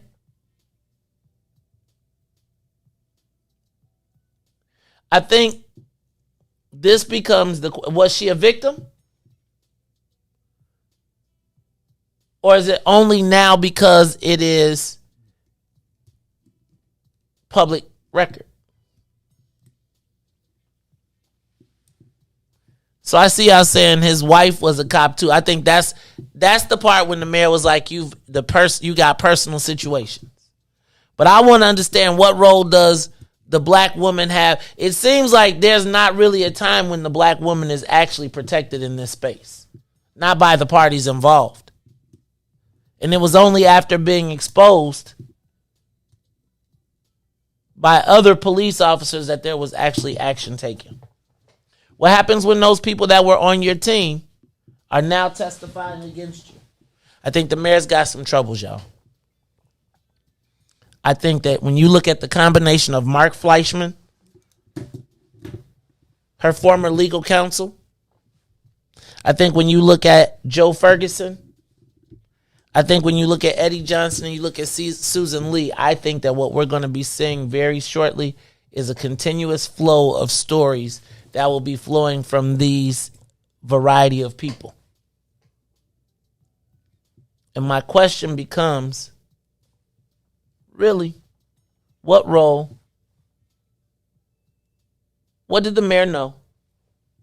And I guess I want to see these emails that's going to coming forth. All right, y'all, this is the Mace Jackson Show. I'm going to move on to my other topic.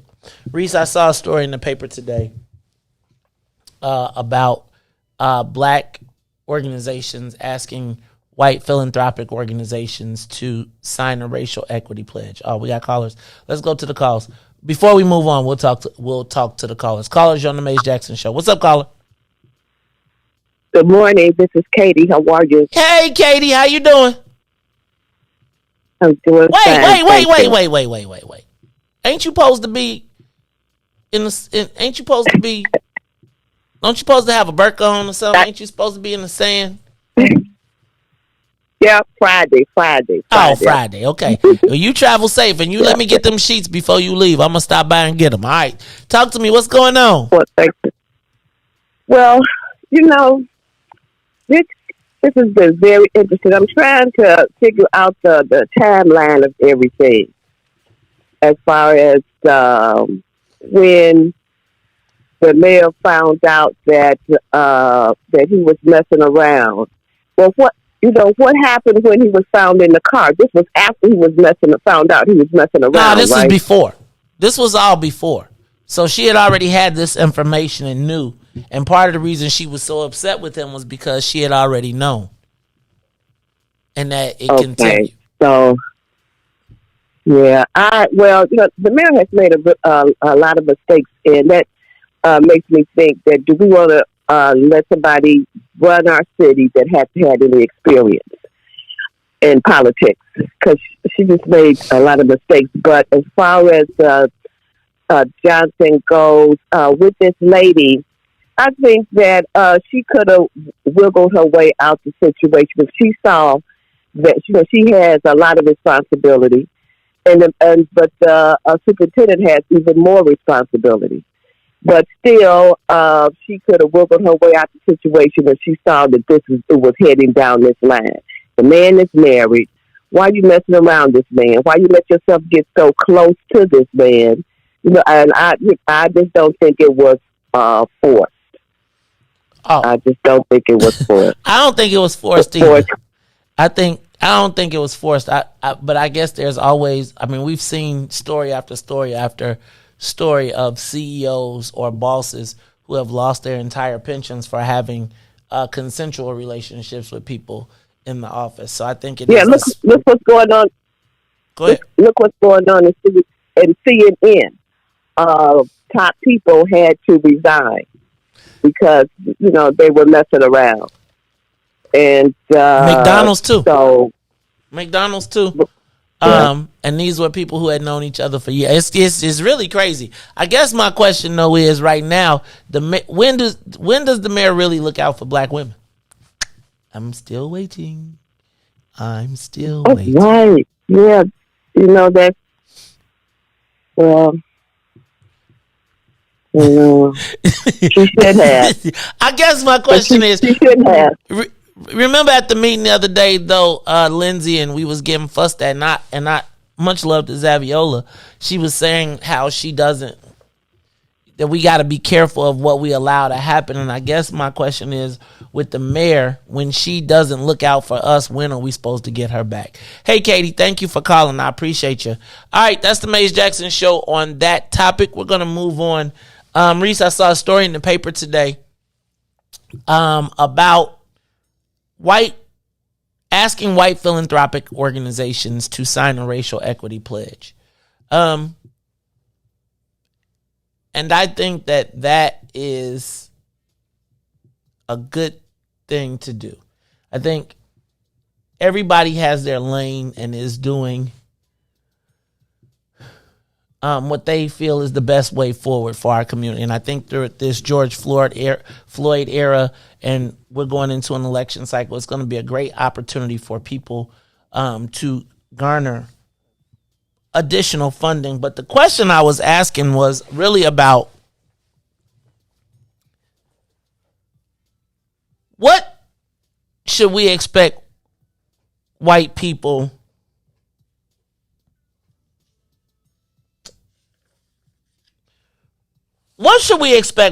to pay for in the black community? Give us a call, 872-259-7474. 7474.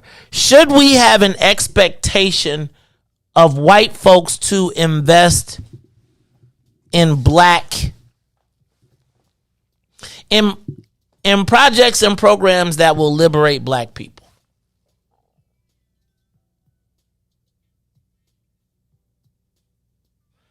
Should we have an expectation for white people? And then, if we do, what is the responsibility of black people to invest in our own self-interest? And then, who can? Give us a call, 872-259-7474. This morning I read an article in which philanthropic organizations, were encouraged to recognize the fact that they have not invested in good programming in the black community.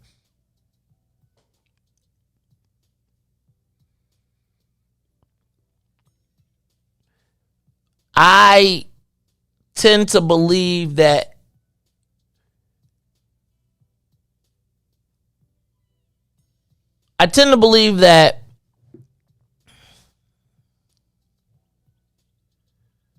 white people are strategic in what they invest in because they would not want to invest in something or someone that could potentially destroy them. So my question is, what expectations should we have of white people to invest in a black vision? And then I also want to know, who are the black decision makers, funders, and donors in Chicago that can make things happen? So I've come to the recognition that most of the times white philanthropic organizations are built around their self-interests.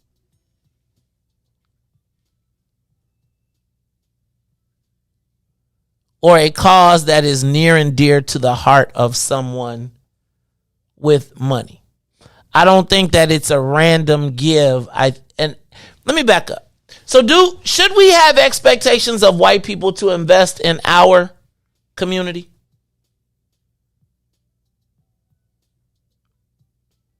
And why? Give us a call, 872-259-7474. What expectations should we have of white people to invest in black communities? Riis, go to the live line. Carly, you on the Mace Jackson Show.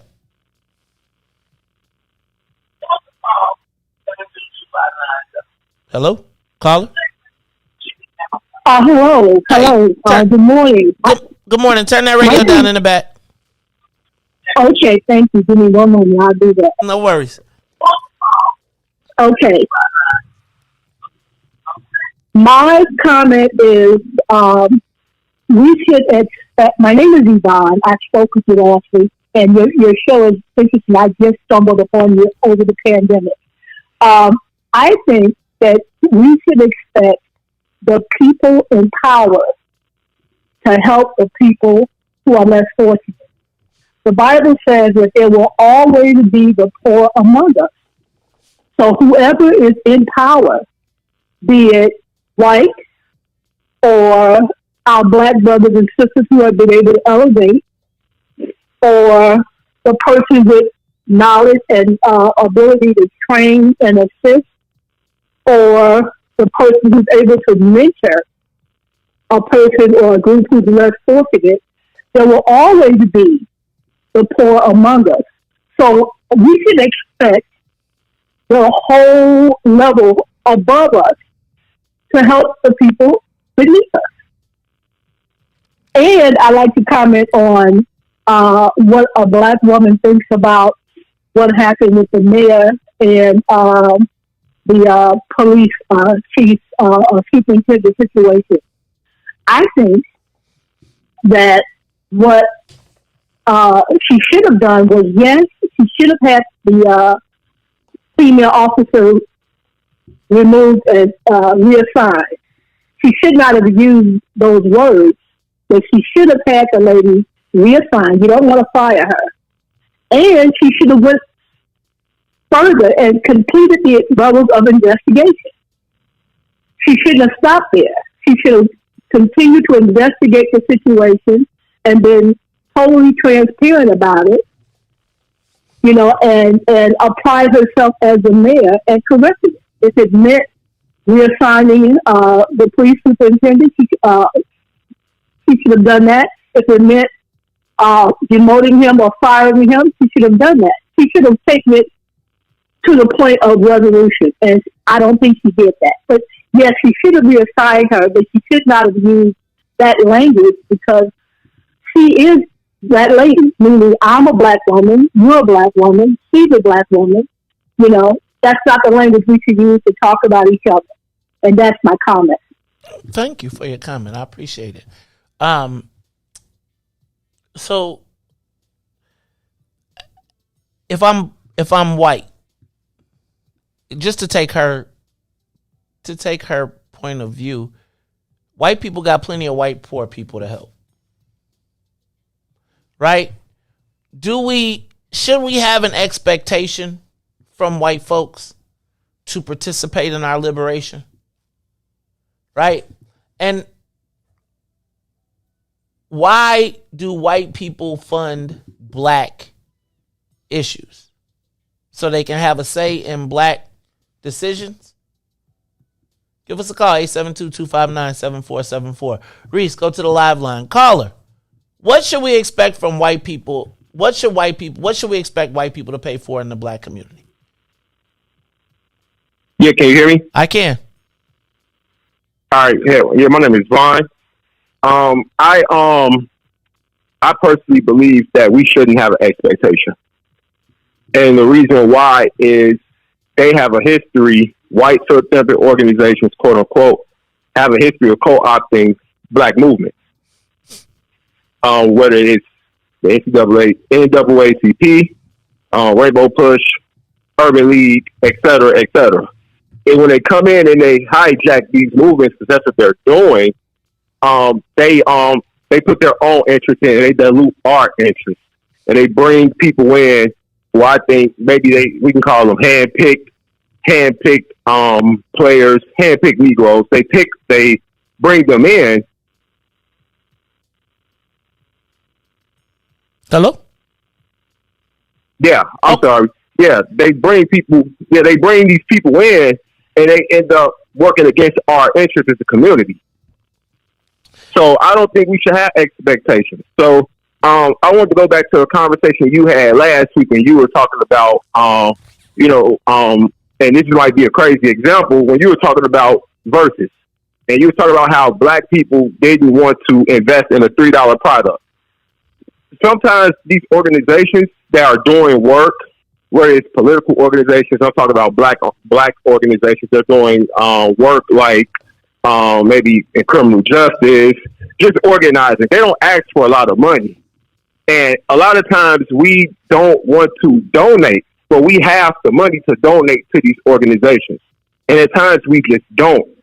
But to just wrap up my answer, I don't think we should have an expectation for white philanthropic organizations because they co-opt our movement. Do they owe us, though?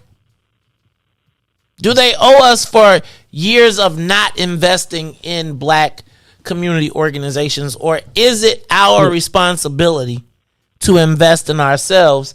And then my question becomes, if it is, then where does that money come from? Who are those people? I mean, in a perfect world, they owe us, but we see history that when they give it to us, it still gets co-opted. Now, where the money comes from, I don't have the exact answer for that. I'm just speaking of I don't have the answer for that, where the money comes from.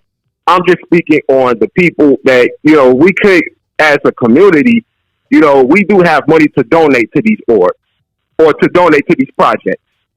But, as far as like the large scale donors who are black, I don't have a great answer for that. I apologize for that. Don't apologize. But I do know white philanthropic organizations, they co-opt us. And in a perfect world, they should be giving back to us for what they've done, but they're not going to do the right thing. I appreciate that call. Look, we're going to take some more calls when we come back. What do white people owe us philanthropically? I was thinking about this, and one of my strategies, Riis, used to be when we had people who could potentially be a problem would be to fund them, right? But underfund them so that they had money, but they had just a little less than what they needed so that they would always remain dependent. And I do wonder, who do we go to in our own communities? Who can tell us yes? Who are the black people that can say yes? Give us a call, 872-259-7474. We're going to take a quick break and we'll be back after these messages. The Maze Jackson Show will be back after this break. This is Monster Jam. Get your savings coupon from participating Great Clip salons and save 20% on select tickets. See savings coupon for restrictions and details. Coming to Allstate Arena February 25th through 27th.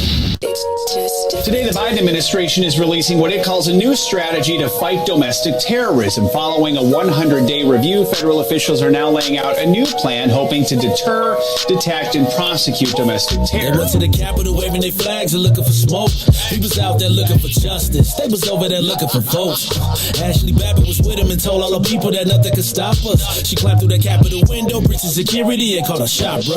The media say she a veteran. They paint the picture to make her look greater, but she disrespected the same country that she served. That makes her a traitor. They was fighting police, resisting arrest. On God, I couldn't believe it. I guess blue lives only tend to really matter when it's convenient. Hey, these are the times we witness in history, all because they didn't get a victory. United States is so contradictory. We get equal rights, that's a mystery. Politicians, they more like magicians. You know they got tricks up their sleeve. We point out the flaws that's up in this country. You know they gon' tell us to leave. Somebody try to help me understand it. Always seems like a double standard. They be out here leaving us empty-handed to certain rights we are not granted. The media's the culprit when it comes to the comparison. Cause when it comes to race, they always changing up the narratives. Terrorism. They say you a patriot, call you a hero. I call it terrorism. And that's on the real. You know what we know, I say it's terrorism. They say you a patriot, call you a hero. I call it terrorism. And that's on the real. You know what we know, I say it's terrorism. They say you a patriot, call you a hero. I call it terrorism. And that's on the real. You know what we know, I say it's terrorism. They say you a patriot, call you a hero. I call it terrorism. We still out here trying to get our reparations, but the government pump faking out here hesitating. I'm out here trying to keep my peace, so I keep meditating. The media make us look bad, they taint our reputation. Look, it's so sad that COVID causing toe tags. You claim you so patriotic, but you ain't wearing no mask. You out here wilding with your MAGA flags and showing your ass. You wanna be part of some type of revolution so bad. Look, you talk revolution and constitutional rights, homie. I guess we forgot about back in the days when all of the business was whites only. Yeah. George Floyd got justice. Juneteenth got much respect. They made it a national holiday. Man, it's all good, but cut the check. They're giving out all of these vaccines, putting it in you like caffeine. Was it all in the part of the plan? I bet money like DraftKings. It's land of the free, home of the brave. 1776, we wasn't free till 1865, so we wasn't part of that shit. And that there's terrorism.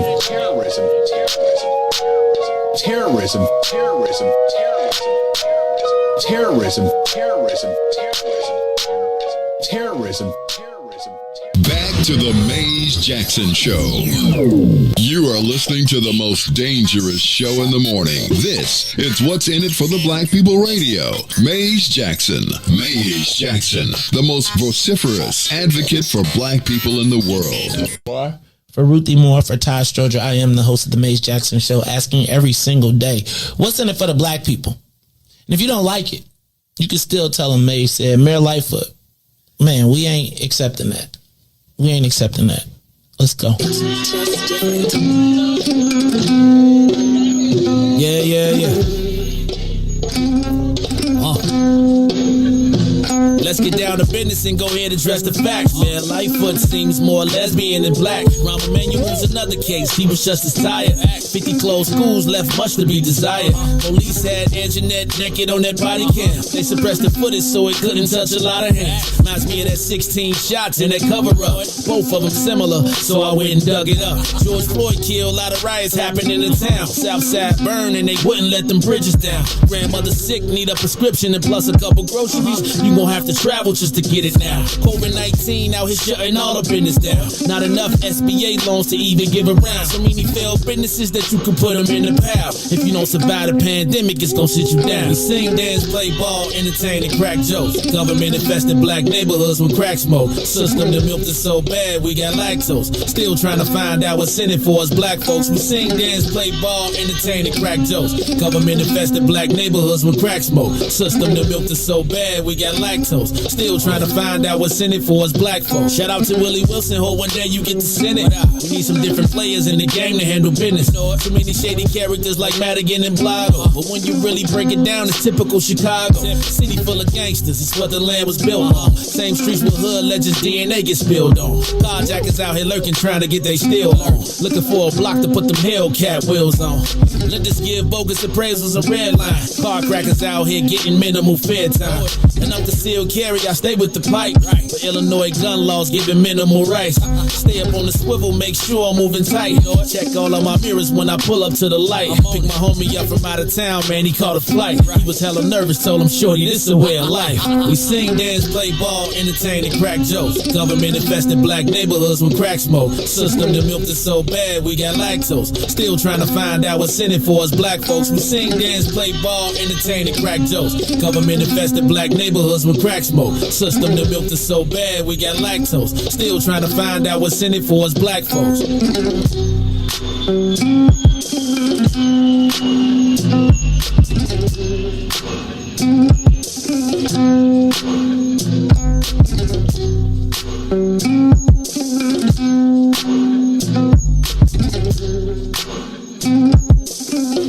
Wake up, Chicago. Well, wake up, world. This is the Mace Jackson Show. I'm your host, Mace Jackson. Got my man, DJ Riis, the rule in the building. We're going to continue to take your calls. But also, Riis, I just saw tonight at the University of Chicago. Let me go back. Tonight at the University of Chicago at 5:30 p.m., they are going to be talking about the next generation of black leaders. Hold on. Check this out. I just was checking out my daily email update, and I saw that tonight at 5:30, State Senate Majority Leader Kimberly Lightfoot, Chief of Staff Sybil Madison, and Cook County Board President, Comms Director Nick Shields will talk about the next generation of black leaders at this in-person event. It's sponsored by the University of Chicago Institute of Politics. WGN's Tamon Bradley is the moderator. We should go. So let's go to we should go to this tonight. If you got time tonight, I think I'm definitely going. I want to hear this discussion on the next generation of black leaders. What time it start? 5:30. Riis, you want to go? You should go, man.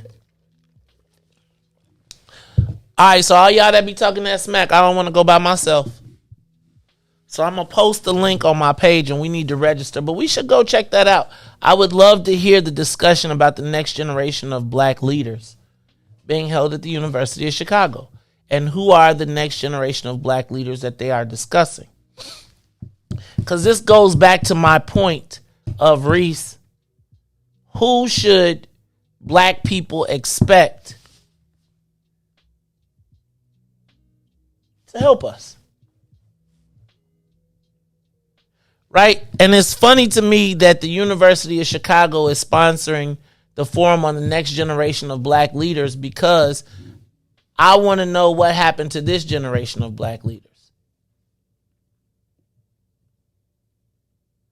And it's almost like a marketing call. Who's going? And where are these leaders coming from? Who raised them?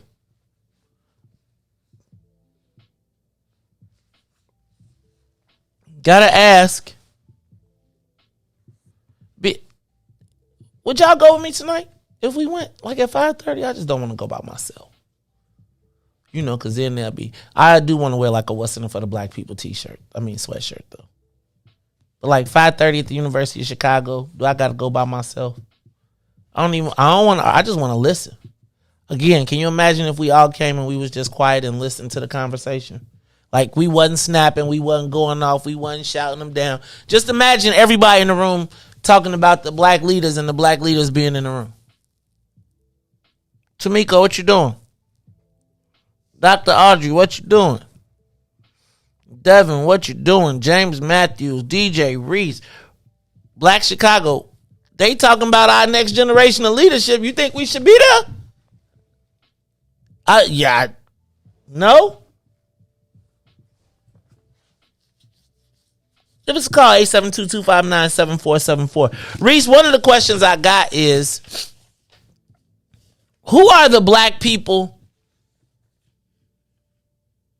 that can really fund our black? Like, can we really be... I feel like even in our old model, we used to hope the white folks would do right by us.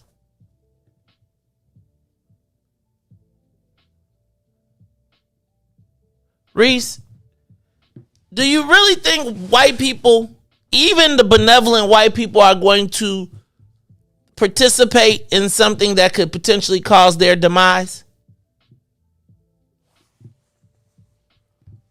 I don't know. Who should we expect to invest in black people? Give us a call, 872-259-7474. Also, tonight at 5:30, the State Senate Majority Leader, Kimberly Lightfoot Chief of Staff, Sybil Madison, and Cook County Board President, Comms Director Nick Shields will talk about the next generation of black leaders at this in-person event. Sponsored by U of Chicago Institute of Politics. WGN's Tamon Bradley is the moderator. You have to go to the Institute of Politics, Next Generation of Black Leaders, and register. I'm going to register. I'll post a link on my page so you can register as well. But we need to go to that tonight. Like, would y'all come with me? Like, could we just go and just listen and just watch? I'll just be curious to know what the conversation is. What they talking about? Can we get our kids there? Can they be part of that? Go to the live line. It's the Maze Jackson Show. Caller, you on the Maze Jackson Show. Good morning, Maze. Star. Hey, Star Cunningham. Star, we got to get you in here. We got to figure this out. What's going on, sis? We gonna work on that, Maze. Got to wait for the weather to warm up, but I'll be down there. Okay. So I'm going to your questions about the funding and the financing, and I'm looking at you on big TV. So if I need to shut up, just wave. So my niece, a little black girl, a golf pro sponsored a golf club, and it was a $500 application fee, and it was designed for black people. When we got my niece enrolled and down to this golf club and she started participating, she was the only black person there and the only little girl there. Because in that application, it talked about how if they weren't able to fill all of the slots would then go, it included white girls too, because they are minorities. And anyway, you know how that goes. When she got down there, she was the only little black girl and she was the only black person. There was a lot of little white girls. There was even some white boys. And this was a golf pro, and this was a philanthropic thing that was set up by this golf person to get more black people to play golf. I'm saying that to say that even when white people set up something that's philanthropic, they find their way to make certain that they benefit from it somehow. You also asked about where's the black money in Chicago. Those names are easy to find. You go to Google, you put in venture capital. It's the same names that you talk about, mention on your show, on a regular basis. Don Thompson and John Rogers, and it's that same list of black people. but you have to really look at, the things that they invest in and be part of that and all of those things. But it's easy to find. And I'm going to tell you this too. It's not that many, because it matters if you're talking about investing $500, $500,000, $5 million, $50 million, all of that matters. Now, to get to your question about should white people invest in black people and black people initiatives? I'm sorry, I forget it for you. Yeah, they should.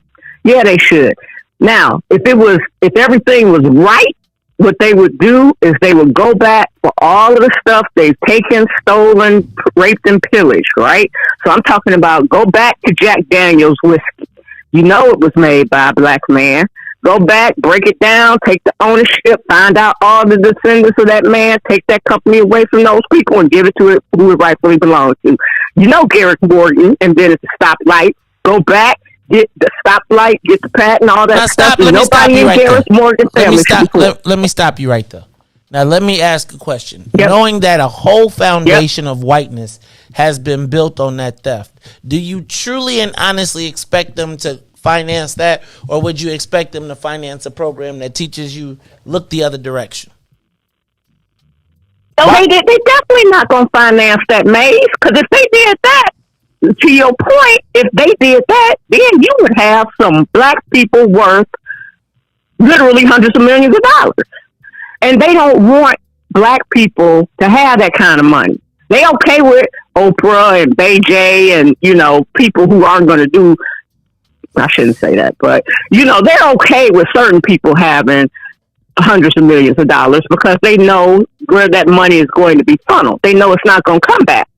So, no, Maze, they're not going to do that. It's not going to go that way. But that's what should happen. And because that's not going to happen, you ask the question, do black people have to invest in our own stuff? We don't have the money, Maze. Yeah, you can find 50 black people with $50,000 and put together something, especially in Chicago. Black people having $50,000 liquid that they can put their hands on. It doesn't happen that way for us. It's just a few. It's a few of us.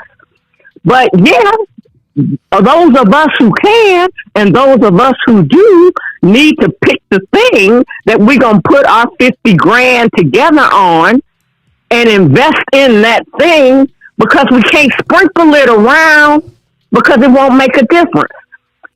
But 50 grand from 50 people in one place, that'll make a difference.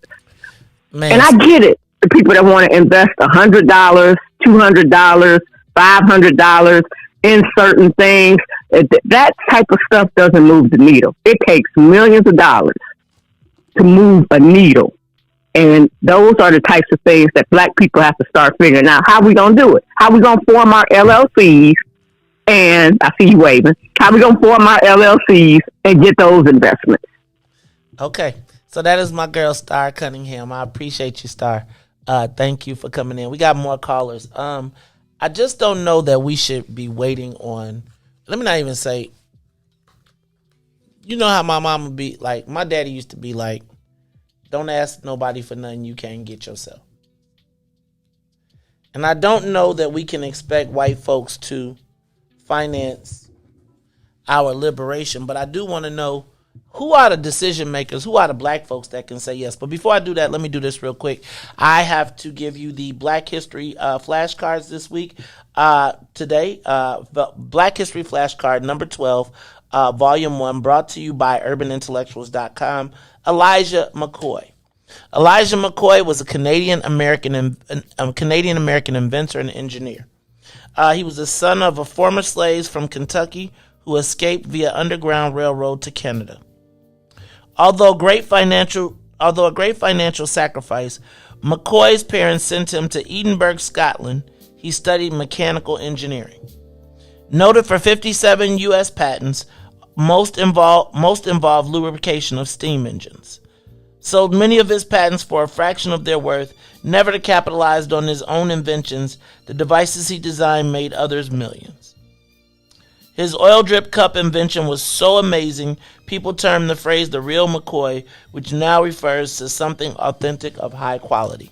That is Elijah McCoy, May 2nd, 1844 to October 10th, 1929, courtesy of urbanintellectuals.com. Next up is Black History Flashcard number 29, Madam C.J. Walker, December 23rd, 1867 to May 25th, 1919. She was an entrepreneur, a philanthropist, and political social activist. She was the first black female self-made millionaire in America, world's most successful female entrepreneur of her time, and one of the most successful African Americans. Made her fortune by developing and marketing a line of beauty and products for black women. Made financial donations to numerous organizations and became a patron of the arts. In 1993, inducted into the National Women's Hall of Fame in Seneca, New York. That is Madam C.J. Walker, December 23rd, 1867 to May 25th, 1919, courtesy of Urban Intellectuals. Hey, y'all, what role should white people play in our liberation? Give us a call, 872-259-7474. Riis, go to the live line. Caller? Shalom. What up, Big Jake? Everything's good. And real quick about Madam C.J. Walker, she was the beginning of beauty products. Yeah, that's what she brought out, perm and straightening combs. That was the beginning of our women not loving themselves and their natural hair. She brought up that perm. That's how she got rich so quick. So, you know what I mean? I got love for the ancestor, but, you know, that can't even compare with a steam engine, that a train, you know. So, but it's not that that quote unquote white people owe us. It's the United States government, right? They took us as property and built this country on our labor. Not only did they steal every invention, you know, not only every invention. So no, I'm not. The white people owe us. The United States government owe us because of what they've done and not only what they've done, what they stole and what they robbed us of. They robbed us of our customs, our language, our identity, and everything else. Now, far as with us, you know, we got enough money now together. We pulled it together. We got more than a bunch of countries across the globe right now as a collective. But we get our wealth and we put our kids on, follow our kids. So you'll make $1 billion so you get to your kids. And the kids ain't gonna do nothing with it. That's why they don't respect the ancestors or nothing. To give them so what? They live in a big house. To be honest with you, man, I don't even desire no big house on this land or this and that on this land. It won't even make me feel good, yo. So we already got that, yo. We got it. Look at Ye. Ye got enough bread, man. Ye got enough bread. Ye went past all of them. Oprah, Mike, some guys she was talking about, such and such and such and such. And he is invested in a lot. But the thing is like what Dorothy said, get to school. Get to school. Put the best technology school on the South Side. It's not the school, it's the kids that's going to it. You know what I mean? I was listening to this little rapper. He had to quit school because of the violence. He had to get on the bus, and then he's trying to kill him. You got to fix the mind of our youth. And if they knew they was the chosen people of the earth, if they knew they wasn't just no black, and they was the ones that's written in the book, you know, they are the people of the book, I think their mentalities would change, and they would love each other more. And we got enough bread already. We don't need them to do nothing, but we think we put up our kids. You don't believe it for my kids. We don't look like other groups or people. You know what I mean? They invest in each other, though. Everybody across the board. But, you know, of course, they affected us with drugs and things of that nature and got our mentality. It was a concentrated effort that they've done us or nobody else like they've been doing for 400 years. So, Mikey, thank you for the time. Hey, that's my man Jacob Israel, all the way from Houston, from the H. What's that? And who's the dude? What's that little Flip? Remember Lil Flip from Houston? Game over. Right. Yeah, that's why I try to tell these new kids, because you know how everybody call them the pop smoke braids on the side. Mm-hmm. I told them Lil Flip had. They like, who is Lil Flip? I'm like, see, that's just what think he Lil had. Flip was like the third generation. I'm like, Lil Flip, that Houston to me is the ghetto boys. Thank you very much. All right, let's go to the live line. What role should white people play in black liberation? And will they pay for it? Yo, what's good with it, family? What up, Devo? How you feeling? That is the Vice President Devin Gordine live from the he a Gullah guy. And he's a fake Bears fan. He's a troll, but he is my vice president. What's up, Devin Gordine? Hey, man. Shout out to you and Riis. Good morning, Mr. Chairman. I got a school council meeting today because we're in the middle of our principal evaluation. So I know that that's happening at 5. But if when you send me the link, I'll register, and then we'll do that, because I think that the thing that you brought up with the meeting at the University of Chicago and this meeting about the philanthropic endeavors, they kind of dovetail together. And the more that we interact with people who don't really believe in what we do and believe and value who we are, we will be compromised. So if I'm going to go talk to these people about black leadership and I'm not confident in my leadership ability, I could potentially be compromised, or they can potentially pick us off or gather information about us or any of that. Same thing with the philanthropic endeavors. They can take our ideas and then repackage it, sell it back to you for your own demise. So how do we come up with a solution? Here's what I think.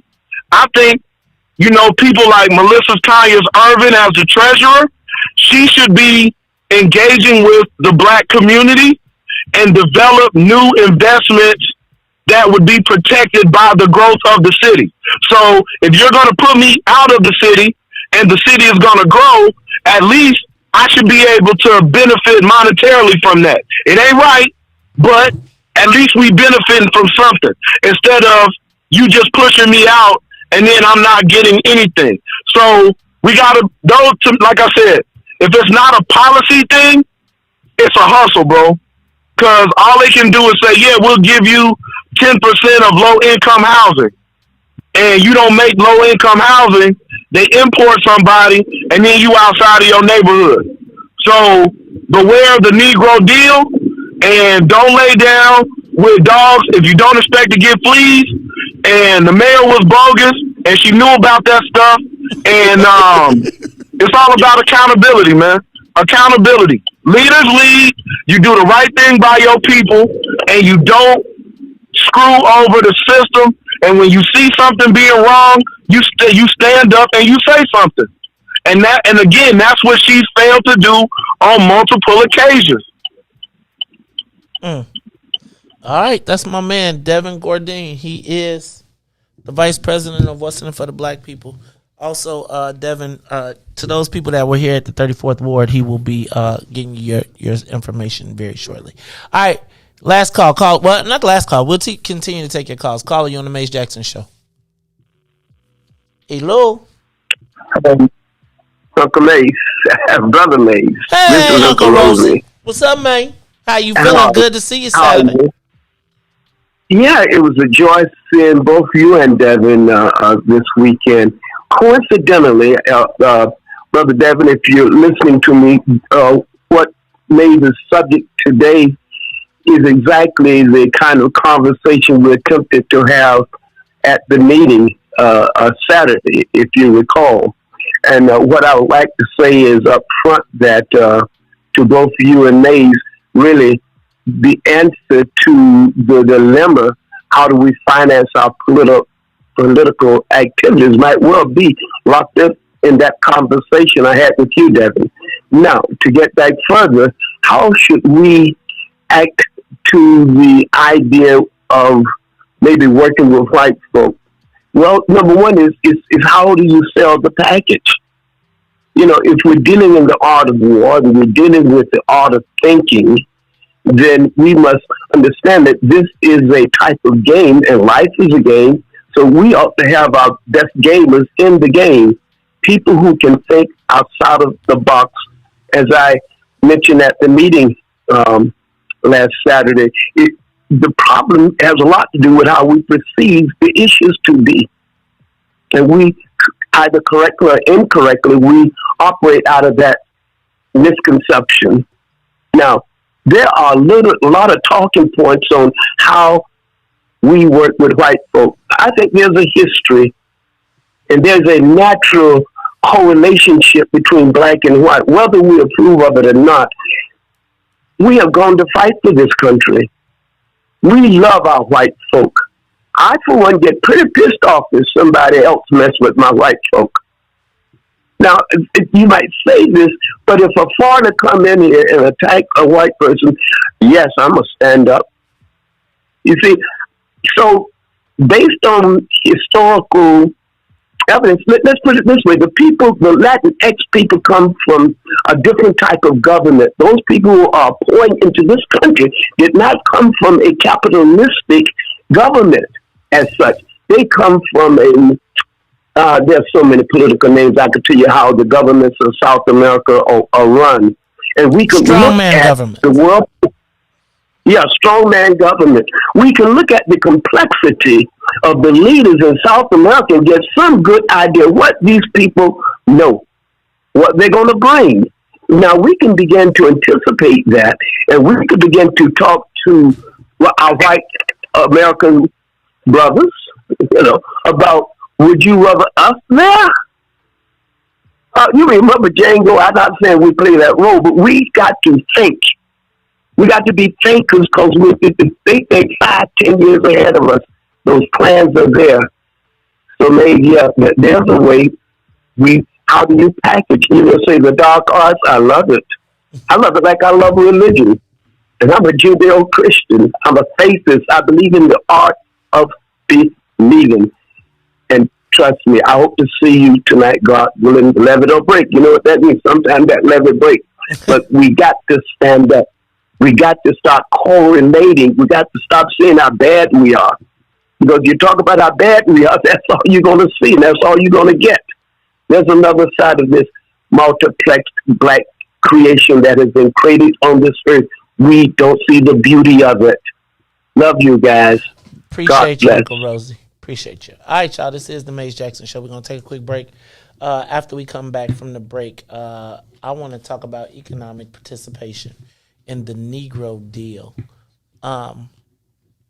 Yeah, I got a couple questions or some concerns or some things. And then I really do actually, y'all get y'all phone calls ready because I do want to talk to you about what is going on in this gaming industry and our way forward. We'll talk about it when we come back. The Maze Jackson Show will be back after this break. This is Monster Jam! Get your savings coupon from participating Great Clip salons and save 20% on select tickets. See savings coupon for restrictions and details. Coming to Allstate Arena February 25th through 27th. And now, traffic and weather. I love being black. Do you love being black? Good morning. What's in it for the Black People Media family? The time is now 8:39 a.m. I'm Riis the Ruler with your Chicagoland area traffic and weather report. Over the traffic on the Kennedy O'Hare to the Loop is an hour and 7 minutes. Outbound to O'Hare is now 36 minutes. On the Edens, Deerfield to the Exchange will also be an hour and 7 minutes. Exchange to Deerfield is 45 minutes. On the Eisenhower, Thorndale to the Loop, 1 hour and 6 minutes. Back out to Thorndale will be 52 minutes. On the Stevenson from I-355 to the Dan Ryan will be an hour and 13 minutes, 55 minutes outbound. While the Bishop Ford is 54 minutes from I-80 to the Dan Ryan and 37 minutes to I-80. The Dan Ryan has went down as it's 18 minutes to the Loop, 13 minutes to 95th. On DuSable Lakeshore Drive, traffic has slowed up, so on the south side, 55th to Jackson is 11 minutes. Jackson to 55th will be 7. On the north side of things, Randolph to Bryn Mawr will be 8, but Bryn Mawr to Randolph is 20 minutes. Today's weather is still currently 37 and raining. Today will be a high of 54 with a low of 25. I'm Riis the Ruler. Here's I Love Being Black here on The Maze Jackson Show. Still they think I'm talking about Nintendo, that's a shame, boy. Augment reality, better fix your brain, boy. I love my people, hope they love me black. I'm going hard and ain't no holding back.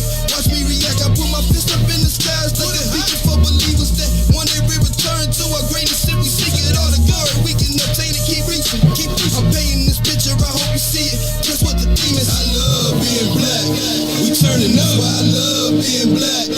Say it loud, man. I love being black. One more time. I love being black. Hey. Well, how about you to sing these tunes too? Customize for you a little something you can groove to. Feeling good about yourself. Melanated, move muse. Always service humble pie. We don't care about who's who. Light brown or dark skin. This right here's for you too. We are the gods of the earth. Living proof truth. Say it loud if you black and proud. I salute you and that's a fact. Where you at? Let me hear you say it back. I love being black. We turning up. I love being black. Say it loud. Man, I love being black. One more time. I love being black. Hey. Wake up, Chicago. This your man, Maze Jackson. We are on our last stretch. The Soul Plane is making its circle. We are approaching the airport. Hey, Riis, do we land at Midway or O'Hare? I think we should land at Gary. We should land at the Gary Airport. Yeah. Hey, dog, because we flying private, Joe. I'm scared of Gary, man. I told you that, man. Hey, bro, but you can't be scared of the Gary O'Hare Airport. I'm telling you, we got the plug. Right, you ain't even got to walk through security. We just land at Gary. Car pull up to us. They take our bags off. We ain't got to go through security. We on the E-way. We don't never even see the inside of Gary. And, bro, we save 15 cents a gallon on our fuel, on our jet fuel. That's good, because I've been to Gary I've been to Gary for church, but I've been to Gary one time not going to a church convention. And let me tell you, first of all, there's only 6 houses on each block. It's so weird. Out of 6 houses on each block, 7 of them abandoned. Yes. I'm so confused. Hey, man, Charlie. I was like, we could go buy Gary. Take me home. We could go buy it and just be the mayor. Just be like, knock all of it down. I was like, it's crazy, man. I love being black. Hey, I love. Shout out to New Era Chicago. Shout out to my girl Erica Boyton. Shout out to the whole New Era Chicago family. Shout out to Solo Beauty, Sister Nidra. Shout out to the WIIFTBP family.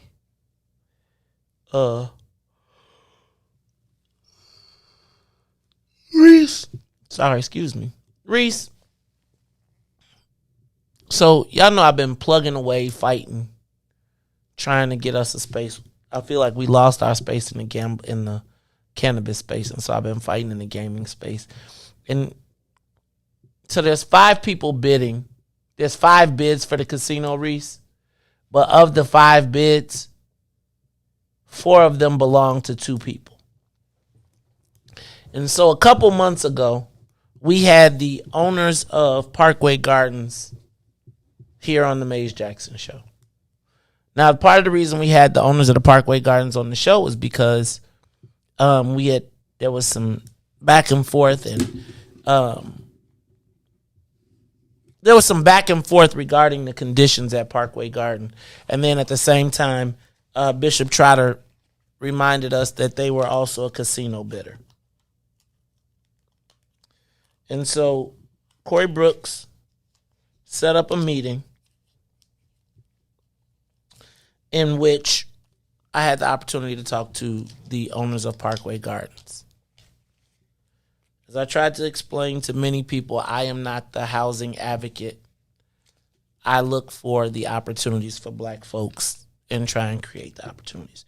In the meeting, 100% on 100, they were like, Maze, we'd love to have you as an investor in the casino that we have that's going up. Now, I want to point out to you that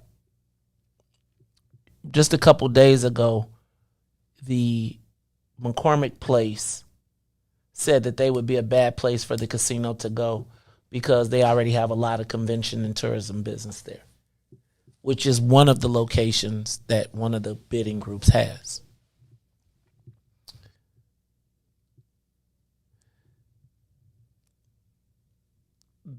So the 2 big players right now are Bally's and Neil Bloom and the 78, of which Related Midwest is an investor. Now, the draw of the conversation initially, or the reason that the conversation was initially sparked, and I want to be 100% transparent because I don't ever, somebody told me that my credibility was challenged because of this situation, and I want to be 100% honest with you. So on the roof with Pastor Corey Brooks, I met the owners of Related Midwest again after having met them before. We briefly talked about the conditions at Parkway Gardens. But when I found out that there was an opportunity for investment in the casino, I'm not going to lie and say my interest wasn't piqued. I was offered an opportunity to invest in the casino, but I chose not to take the investment opportunity unless I was able to create an opportunity for all the black folks, or at least not just for myself. I.e., when you get invited to the room and they say, here's a deal for you, and instead of saying, okay, I'll take my deal and be quiet, I said, no, I'm not going to be quiet. I'm going to take a deal, but I won't do a deal until I do a deal with everybody. Now, some of you may be confused and think that this is to get rid of the Black Wealth Initiative. That does not supplant the Black Wealth Initiative. I want to be clear about that. But part of the Black Wealth Initiative is being able to build enough of a ground force to have the economics as well as the money to buy into the larger deals. Does that make sense? Right? So we have the Black Wealth Initiative, which we've seen a lot of other people take advantage of in our communities, and we believe that that is a tremendous opportunity for us to create a pathway into a larger space. Well, now, Riis, it's getting down to the final parts, and so I had talked to one of our members who was pretty upset with me for even trying to present the opportunity to everybody, right? Like, you having that conversation and conversing with them makes you a sellout. And I took it offensively, only because, Riis, they offered me a deal and I said I won't take a deal unless we could bring something back to the people. Well, now that moment is here where we're looking at the odds, and there seems to be the opportunity for black folks to invest at a level that allows them long-term equity in a casino. And I'm kind of lost because I don't know, should we hold back on that opportunity because of Parkway Gardens and the living conditions there? Or do we take the opportunity to invest in another component of the business? Now, I also investigated the other companies, and Riis, I don't know if you've seen this in the paper, but the Bally's deals force the black people who are used as part of their equity to be out of the deal after 6 years. So they'll take your money, they'll let you make a limited amount of money, but you cannot participate in the long-term viability of the casino. They say you can buy in, but we maintain the rights to kick you out and pay you fair market value after 6 years. And so, Riis, it's like 6 of one, half a dozen of the other. And do you sit out the casino investment opportunity? Now, you're not guaranteed to make your money, right? I want to be clear, it's an investment. So I'm not soliciting opportunities. I'm not even soliciting people to participate. But my question is, Riis, do you walk away from the casino investment opportunity because of what's happening at Parkway? And then when you realize that the other group that is offering participation is only offering you really a nigga deal. And when I say that, again, they say you don't have the right to determine what you do with your shares. We want to buy you out after 6 years because after we get the deal and we get everything, we don't want to have to deal with you niggas asking us for money every quarter. But yet and still you can present us in the deal as if you have minority partners. Now, Riis, the crazy part is they are telling the truth, because most black folks are going to cash out. If I tell you, if I gave you $50,000 and you could cash out at $1 million, I'm going to tell you a lot of people are going to cash out. And I can't blame them. But don't put me in a deal, use me as part of the economic equity, and then say I can't stay as long as I want. And so, Riis,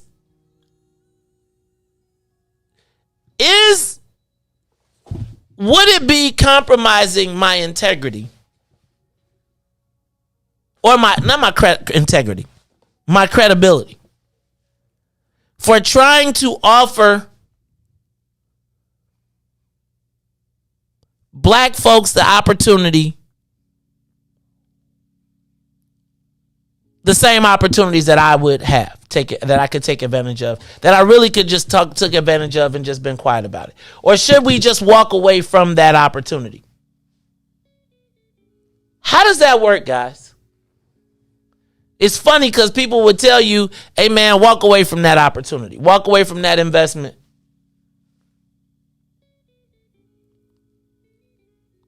I don't know.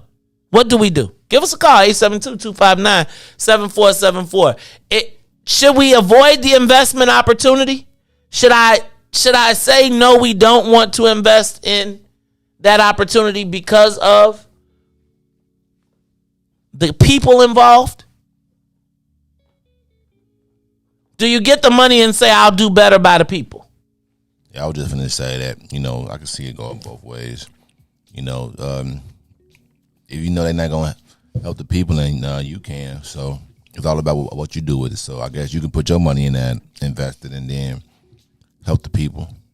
So my question is, though, do you offer that to the rest of the black folks? Because there's a lot of black people that would tell you they don't care what's happening over there. This is an opportunity for them to do straight. Facts.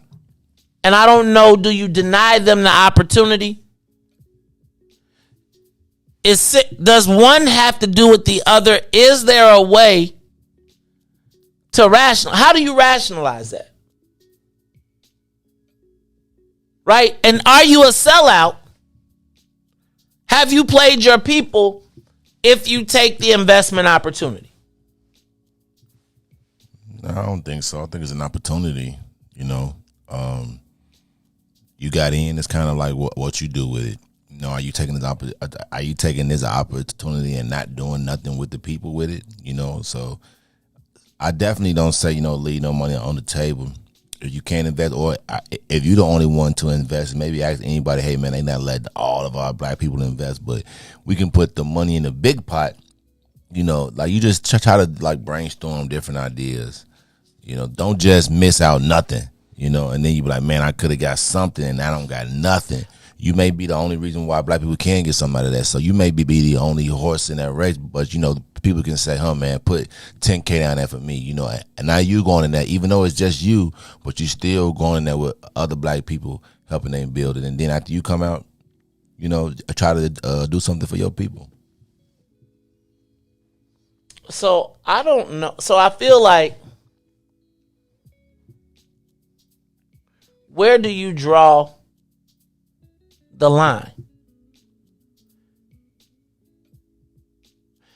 And it is interesting because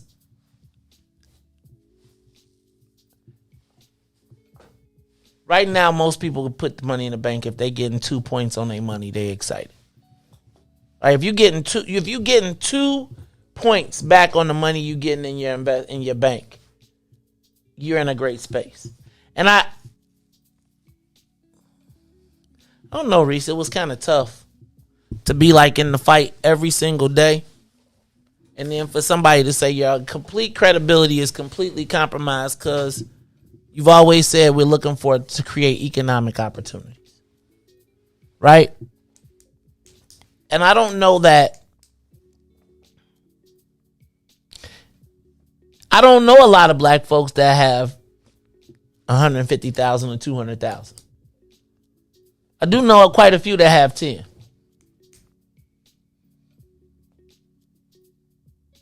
And the goal is to let it mature, to let it grow, to double, to triple, to quadruple eventually. But I was thinking about the concept of Bally's telling the black investors that they were going to use. Because can I tell you what the deal is, Riis? The deal is, and it was funny because I was looking at the Cranes article and they were saying that the casino opportunities offer the opportunity for the mayor to offer minority equity opportunities. And so one of the unique selling positions for all the casinos is their minority investment opportunities. Now, there's different ways that people look at the minority investment opportunities. Some of the casinos presented minority investment opportunities with wealthy black people who could buy all of the piece by themselves. Right? So you have a multi-billion-dollar black person who says, by giving it to me, I am the black people. Then you have the concept of some of the white guys saying, all right, we will use the black people for the first 6 years. We can potentially show them a return of 8 to 10 times. Again, none of this is guaranteed. This is all just speculation. None of this, I am not a qualified investment advisor, so I don't want you to be, this is all hypothetical. Then you got one that's saying, all right, get as many black people on board, and we can tell y'all that in 6 years, y'all gonna turn that $10,000 investment into $100,000. And then you can make 10 times and bounce out. And then you have the people that say, okay, well, we're gonna allow you to put whatever you can up under a certain amount of money, and you can keep it in as long as you want. But I want to tell you that if you putting up the 10,000 and you expect to get it back in a year, that's not happening. If you putting up the 10,000 and you expect to get it back in 2 to 3 years, they're telling you it's not happening because it's an investment. And so I wonder, how do you decipher what's the best way to proceed for your people? Do you advise them to take a Negro deal because you don't like the dude on the roof, but his deal might be the best one? Or do you advise them to take the Negro deal that kicks them out after six years when they really don't get the opportunity? Or do you say, let's give it all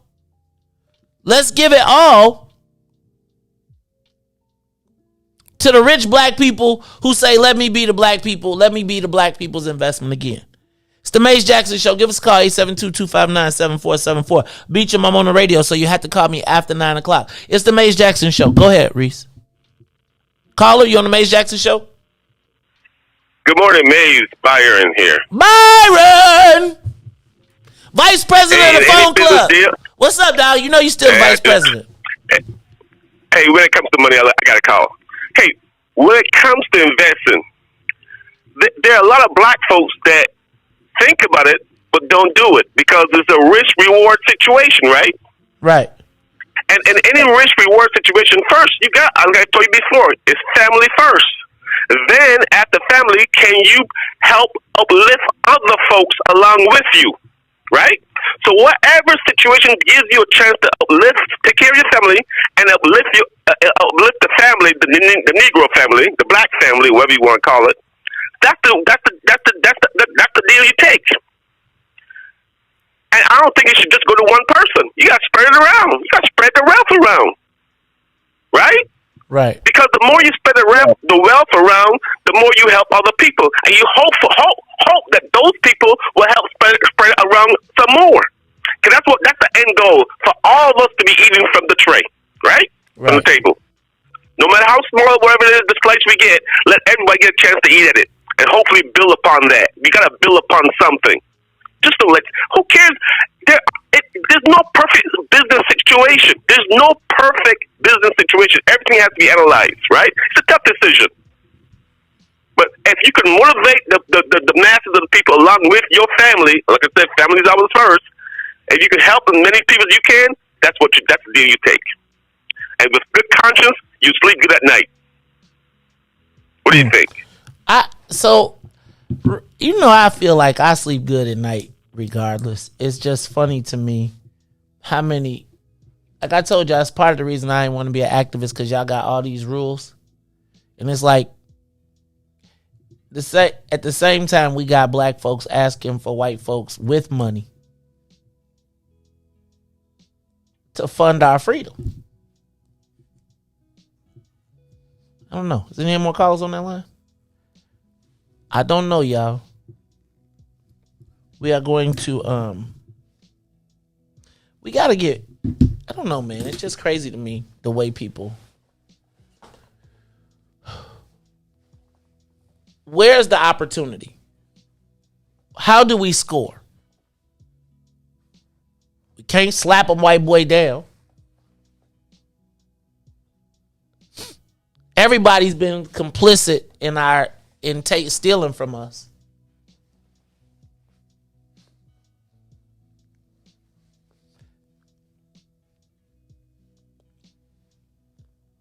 I don't know that we can have a revolution if we can't pay for the bullets. I just don't know. Maybe it's a mental revolution. Maybe it'll be virtual in the metaverse. But then you got to buy you some Oculus goggles. Just telling y'all, man, we have got to really be serious about our freedom. I want to remind y'all, let's check out, if you all have time tonight, 5:30, let's go over to University of Chicago. Go to the University of Chicago School of Politics and register. They're probably going to shut it down soon, so because we talking about it. So let's go check that out, because I really do want to hear this University of Chicago discussion on the next generation of black leadership. The University of Chicago hosting that forum? No shade. Who they invite?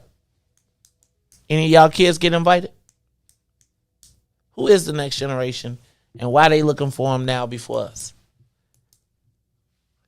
I don't know, y'all. It's more to talk about. We'll do it tomorrow, though. This is the Maze Jackson Show. So, for Maze and Riis and Ruthie, I am the host of the Maze Jackson Show, where every single day we ask the question, what's in it for the black people? And if you don't like it, you can still tell them. Maze said, we out of here. Peace. Let's get down to business and go ahead and address the facts, man. Lightfoot seems more lesbian than black. Rahm Emanuel's another case. He was just as tired. 50 closed schools left much to be desired. Police had Anjanette naked on that body cam. They suppressed the footage so it couldn't touch a lot of hands. Reminds me of that 16 shots in that cover up. Both of them similar, so I went and dug it up. George Floyd killed, a lot of riots happened in the town. Southside burned and they wouldn't let them bridges down. Grandmother sick, need a prescription and plus a couple groceries. You gon' have to travel just to get it now. COVID-19 out here shutting all the business down. Not enough SBA loans to even give around. So many failed businesses that you can put them in the pile.